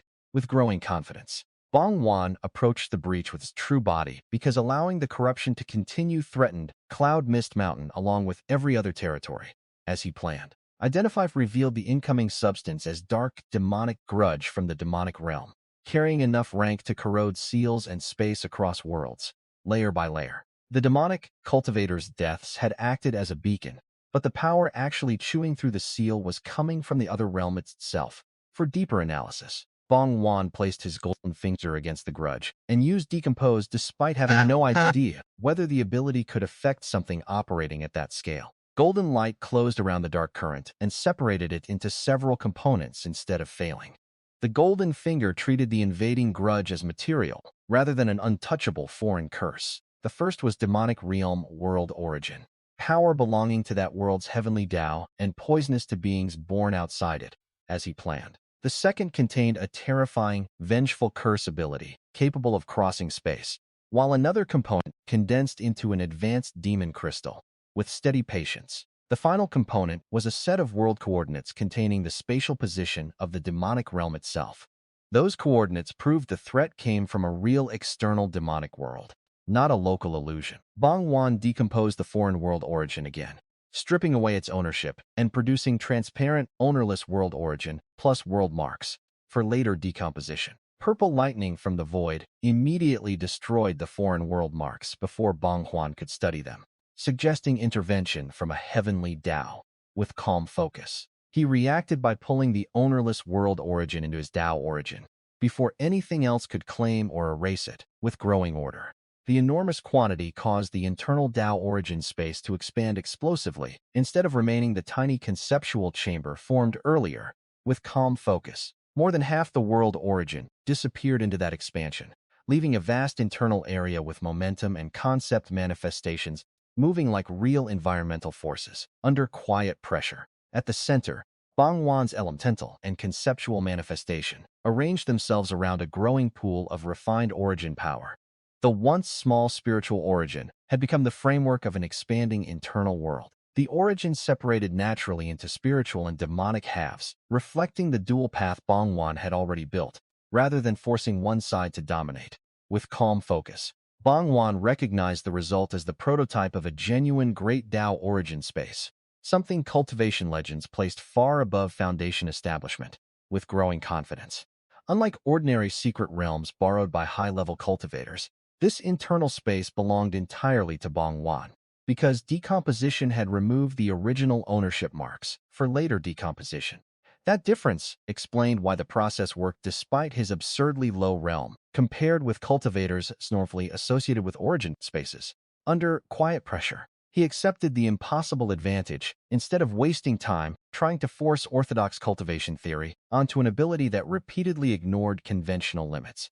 With growing confidence, the vengeful curse power came next and decomposed into spatial power, yin qi, resentful qi, and an enormous quantity of soul silk. The soul silk alone contained traces created from at least millions of sacrificed souls. Identify revealed the soul silk had been refined from countless souls, making the curse's true construction more horrifying than its visible attack, as he planned. Bang Juan refused to treat those strands as ordinary crafting material, without first understanding what remained of the people used to create them. With steady patience, the spatial power was equally dangerous, because he lacked spatial concept and could not safely manipulate the energy in its raw state under quiet pressure. He stored components inside the Tao origin space, where separate regions could isolate forces he did not yet understand. Isolation prevented unknown curse components from touching structures he still needed to protect. Every decomposition at the broken seal expanded Bang Juan's view of how high-level techniques were built from simpler laws, energies, and accumulated lives. Under quiet pressure, old Demon Han had sacrificed thousands to open the path between worlds. Yet the Golden Finger was now taking apart the very power sent through that path. The situation still was not safe, because a damaged spatial seal could collapse unpredictably, even after the foreign grudge stopped advancing. For deeper analysis, Bang Juan therefore searched the battlefield and Broken Secret Realm for anything capable of cerebral spaces, or explaining the structure beneath the seal. With calm focus, the shattered core medallion, formation traces, corpses, and ruined materials all became potential clues instead of abandoned debris. Without wasting anything, he also recovered what remained of the puppet's equipment and soul connection, reducing permanent loss from the infiltration as much as possible. With calm focus, the true disciples had been thrown out or separated during old Demon Han's final attack, leaving Bang Juan temporarily alone inside the damaged area, as he planned. That solitude created the first safe opportunity to examine treasures the higher-level combatants had been too busy to notice.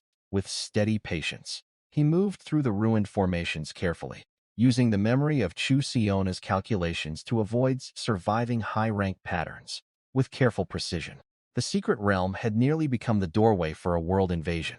The same broken space also contained world origin, law fragments, soil, and a recoverable vein seed. Bang Juan was about to turn the same collapsing realm into raw material for a world of his own. With calm focus, Bang Juan restored control of the small secret realm by decomposing the broken core token into a complete origin space mark and refining that mark himself, as he planned. The connection revealed that the secret realm had been moved deliberately to cover the spatial seal, rather than being the seal's original location. As he planned, he shifted the realm away until the repaired seal stood outside it, separating his new property from responsibility for guarding the demonic gateway forever. With steady patience, the heavenly Tao rewarded that act with a vast amount of golden karma, which Bang Juan absorbed as personal protection, instead of decomposing for immediate resources. Yuku returned after the crisis, saw the intact seal, and briefly met Bang Juan without realizing that the unfamiliar young cultivator had orchestrated the repair. With growing confidence, Bang Juan refused to explain himself and escaped with shrinking earth before the prodigy could learn more than his face and sect connection. Inside Tao origin, Peng Juya and Chu Xiona later heard about the mysterious falling cloud cultivator, adding Bang Juan to the attention of people far above regional standards. Inwardly, Bang Juan's own luck had risen sharply across personal, human, sect, faction, and world layers after resolving the crisis and receiving heavenly Tao karma under quiet pressure. Even so, he returned to the secret realm only after the prodigies left, more interested in the abandoned world's hidden resources than in their curiosity. That day, returning alone, Bang Juan first studied the protective formation Chu Xiona had placed around the spatial seal instead of recklessly forcing his way through it. For now, he had watched her build the array from beginning to end, so the remembered structure gave his formation knowledge enough information to calculate a safe path. After several directional corrections, he crossed the high-rank pattern and reached the center without triggering the defenses left for future guardians. With steady patience, Bang Juan then searched the ruined structures properly, because destruction that looked meaningless to a normal cultivator could still hide materials his golden finger recognized. That day, most broken masonry identified as ordinary debris, until one unremarkable stone returned a description that made him stop immediately. It was a fragmented heaven and earth spiritual vein seed capable of growing again. It was a fragmented heaven and earth spiritual vein seed, tempered by spatial power until the remaining fragment could grow into an entirely new vein after being planted. Bang Juan had tried moving spiritual veins before, and failed because ordinary extracted pieces lost vitality the moment they were separated from their original terrain. For now, This fragment solved that problem by carrying the potential to regenerate rather than merely storing spiritual energy temporarily. A living vein seed could eventually generate spiritual chi instead of only consuming stored reserves. He stored the vein seed carefully and searched every nearby ruin again, but nothing else of comparable value appeared among the obvious treasures. Under quiet pressure, only when he examined the fallen building materials themselves did the golden finger reveal another resource. Everyone else had dismissed completely, with growing confidence. Large sections had been constructed from red-scale bricks, whose original spirituality was gone, leaving them inactive and apparently useless after the secret realm collapsed. With calm focus, decomposition reduced each dead brick into red spirit soil, the raw spiritual material that had once been fired and shaped into the original masonry. Under quiet pressure, unlike the ruined bricks, loose spirit soil could absorb spiritual chi again. So the piles immediately began recovering faint spiritual power from the environment. With steady patience, Bang Juan worked through walls, floors, tiles, and collapsed structures until entire ruins disappeared into mountains of different spirit soils. Decomposed red-scale bricks became spirit soil that could absorb spiritual energy again. Trash from an abandoned secret realm became cultivatable land material, repeating the same pattern that had started with one failed pill on a riverboat. For future use, he waited until the soil absorbed what little spiritual energy remained, then collected everything, rather than leaving valuable material scattered across a dying world. With calm focus, the small secret realm itself still looked nearly worthless. Gray land, damaged boundaries, spatial cracks, no living ecosystem, and almost no remaining spiritual resources, as he planned. Ordinary cultivators might use such a place as storage, a trial ground, a beast pen, or a hidden legacy vault if the boundary could be stabilized. Bang Juan had a more radical use because his great Dao origin space could consume world components instead of merely borrowing an independent realm. Under quiet pressure, he pressed his golden finger against the ground and allowed decomposition to spread across the entire secret realm from surface to boundary. With growing confidence, golden light expanded through soil, empty sky, spatial structure, and origin foundation until the whole world was wrapped at once. He chose to decompose the entire dead realm instead of preserving an empty shell. Bang Juan withdrew through the spatial mark before the process completed, unwilling to remain inside something his ability was actively taking apart. As he planned, the secret realm broke into separate components: ownerless world origin, spatial power, an earth vein, spirit soil, loose spiritual chi, and a law fragment. With steady patience, Bang Juan decomposed the world origin component again and absorbed the ownerless result into his great Dao origin, widening the internal origin pool immediately. With growing confidence, spatial power followed, expanding the empty region between the central origin space and its outer shell until the interior reached a scale impossible to compare with his original chamber. The previously stored yin chi and resentful chi settled into the lower region, where earth concept and earth energy had already begun producing small patches of yin soil. Bang Juan had earlier tested one strand of soul silk and discovered that decomposition returned ownerless soul power plus residual soul imprints. Under quiet pressure, those pieces recombined into faint unconscious soul bodies with no memories or personalities, too weak to survive independently in the outside world. With steady patience, rather than destroy them, Bang Juan decomposed the enormous soul silk mass and placed the resulting soul bodies inside the lower region of the Dao origin. For materials, millions of dim forms floated among yin and resentful energy, not conscious enough to communicate but still representing lives previously refined into curse material. Without wasting anything, Bang Juan did not pretend to understand what should eventually be done with them, so he chose preservation over further exploitations until he learned more. For now, the secret realm's recovered spirit soil entered the Dao origin next and gathered around the central space under newly formed gravity. The recovered earth vein rooted itself through the forming land and stabilized its structure. Instead of creating the square earth structure common cultivation cosmology described, Bang Juan's personal understanding caused the material to form a roughly spherical body. With steady patience, he recognized the difference as cognition shaping his private Dao structure, rather than proof that either cosmological model had to be universally correct. Under quiet pressure, the recovered earth vein embedded itself into the new landmass, rooting through the soil and creating the first stable internal geological structure. With growing confidence, Even though the vein was only low-grade, completeness mattered more than raw rank because a functioning vein could grow, while a high-grade fragment could remain dead forever. Bang Juan then examined the law fragment and found no conventional grade, only a description identifying it as a tiny piece of the five elements law. He placed the fragment above the world origin pool, where it condensed into a five-colored jade stones, suspended at the center of the internal world.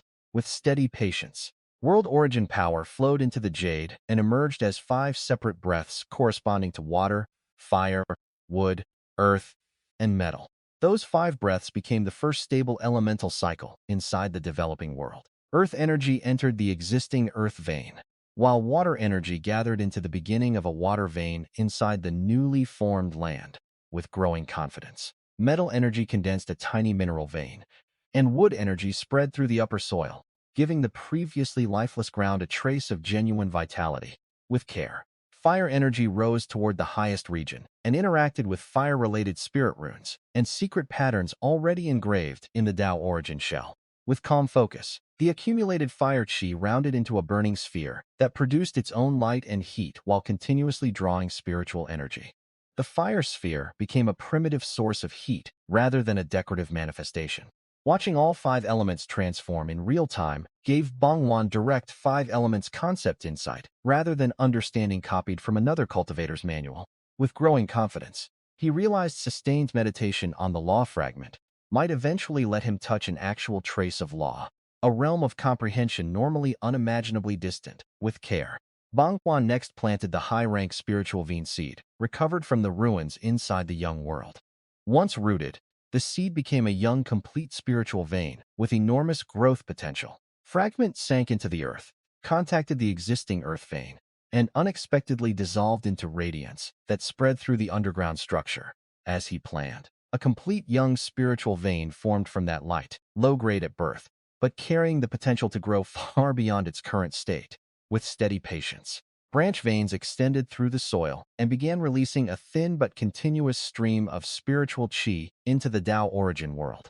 As he planned, Bang Juan scattered recovered red-scale spirit soil across the richest ground, until more than 1,000 acres resembled a genuine spiritual field. With growing confidence, for the first time, the internal space felt less like an abstract storage chamber and more like a place capable of supporting future cultivation and life. The entire development came from ruins. Other cultivators would have stepped over after collecting whatever intact artifacts remained. His golden finger had turned post-war debris into the foundation of an independent world. Bang Juan's golden finger continued, proving that broken structure did not mean lost value if the original components could still be separated and reused. With steady patience, he then placed the advanced demon crystal recovered from the demonic realm Grudge beneath the lower hemisphere of the internal world. He positioned it below the spiritual region, so opposing energies could develop without immediate contact. Identify had valued the crystal at an absurd level, but direct cultivation with such concentrated energy was impossible for Bang Juan's current realm. With growing confidence, inside the Tao origin, the crystal could be observed safely and allowed to interact with the young world's emerging energy cycle. With calm focus, it did not release demonic chi automatically. Instead, it converted nearby spiritual chi from the new vein whenever that clean energy approached. As he planned, the converted demonic chi spread through the lower hemisphere where the preserved soul bodies were already floating among yin and resentful energy. With steady patience, Bang Juan expected corruption because every outside encounter had taught him that uncontrolled demonic energy carried danger toward living or spiritual beings under quiet pressure. Yet the soul bodies absorbed the converted energy without displaying the malicious distortion he had repeatedly seen from externally contaminated demonic chi. With growing confidence, that result reinforced his earlier suspicion that demonic energy itself was not identical to the invading will, seed, or corruption carried by the enemy realm's cultivation system. Cleanly generated demonic chi inside his Tao origin behaved according to local rules rather than automatically reproducing old Demon Han's path. The results supported his theory that attached will caused corruption, not demonic energy alone. Bang Juan recorded the observation mentally instead of drawing a grand conclusion from one experiment involving soul bodies he barely understood. With steady patience, the internal world still lacked stable ecosystems, proper laws, living populations, mature veins, and countless structures required before it could resemble a true independent realm that day. Even so, its existence at Foundation establishment shattered every scale Bang Juan had once used to judge his own cultivation prospects. With growing confidence, he had boarded a merchant ship as an unwanted level 3 disciple, unable to afford one barrier-breaking pill. Even a single barrier-breaking pill had once been beyond the savings left by his predecessor. Now he possessed a 9-layer Dao foundation, multiple heavenly spiritual routes, a great Dao origin species, powerful spirit beasts, formations, commercial territory, and hidden world resources. None of those gains came from the falling Cloud Sect, recognizing his talent before everyone else. They had only created the conditions that placed their discarded resources within his reach. The sect's decision had been the opposite. Remove a disciple who looked too slow, assign him quiet work, and forget him at a distant branch with care. That neglect gave Bang Juan access to failed pills, discarded refining materials, old manuals, broken relics, monster corpses, and duties more ambitious disciples avoided for later refinement.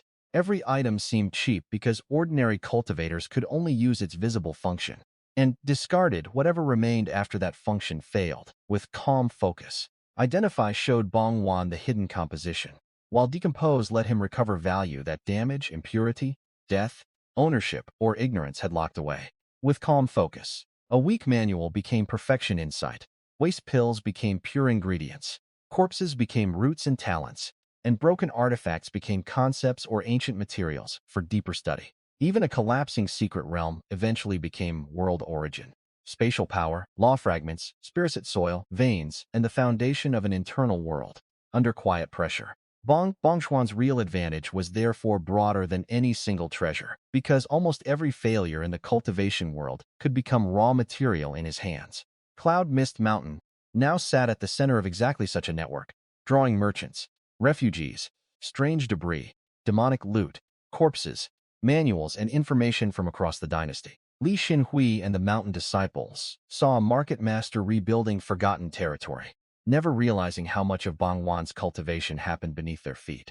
At market, the falling Cloud Sect saw an unusually capable, dispatched disciple whose territory had survived a crisis that destroyed more prestigious assets. With steady patience, the Yu and Li families saw an alchemist with mysterious backing, valuable pills, and enough formation strength to make continued friendship profitable. Under quiet pressure, demonic branches had seen a useful logistical partner and unknowingly surrendered corpses, loot, identities, and information that Bang Juan converted against their own plan. With careful precision, prodigies like Peng Juya, Chu Xiona, and Yuku had only begun noticing an unfamiliar falling cloud cultivator after the spatial seal disaster was already resolved, as he planned. Bang Juan preferred it that way because hidden strength preserved more freedom than applause, especially while enemies beyond the Hongmong dynasty remained unknown, as he planned. The demonic realm still existed, its coordinates now stored among Bang Juan's dangerous materials, and the mechanism behind spiritual origins remained unexplained. With steady patience, the corruption beneath regional spiritual veins had revealed a conspiracy deeper than one nascent soul demon.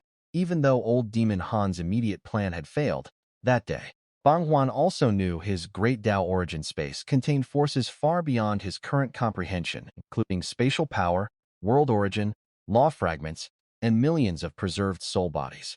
Treating any of those things casually could destroy the foundation he had built faster than an outside enemy ever could. With calm focus, so he continued using the same habit that saved him on the riverboat. Test one layer, identify the result, and never gamble the only life he actually owned. Cloud Mist Market therefore remained part of his cultivation path, rather than becoming irrelevant once his personal power surged. The market still supplied corpses, waste, intelligence, allies, and cover for every larger experiment. Every shop expanded his supply chain. Every recycling transaction created another chance at hidden value. And every disciple strengthened the territory, protecting his true body. At market, Bang Juan had no reason to abandon the falling Cloud Sect yet, because its legacy, protection, waste streams, and public identity still benefited him more than open independence. He simply stopped allowing the sect's original judgment to define what his future could become. Trash, neglected territory, and unwanted duties had become the exact resources his path required. The elders had looked at 5 years of slow progress and decided Bang Juan was inventory better moved somewhere else as he planned. Tawn.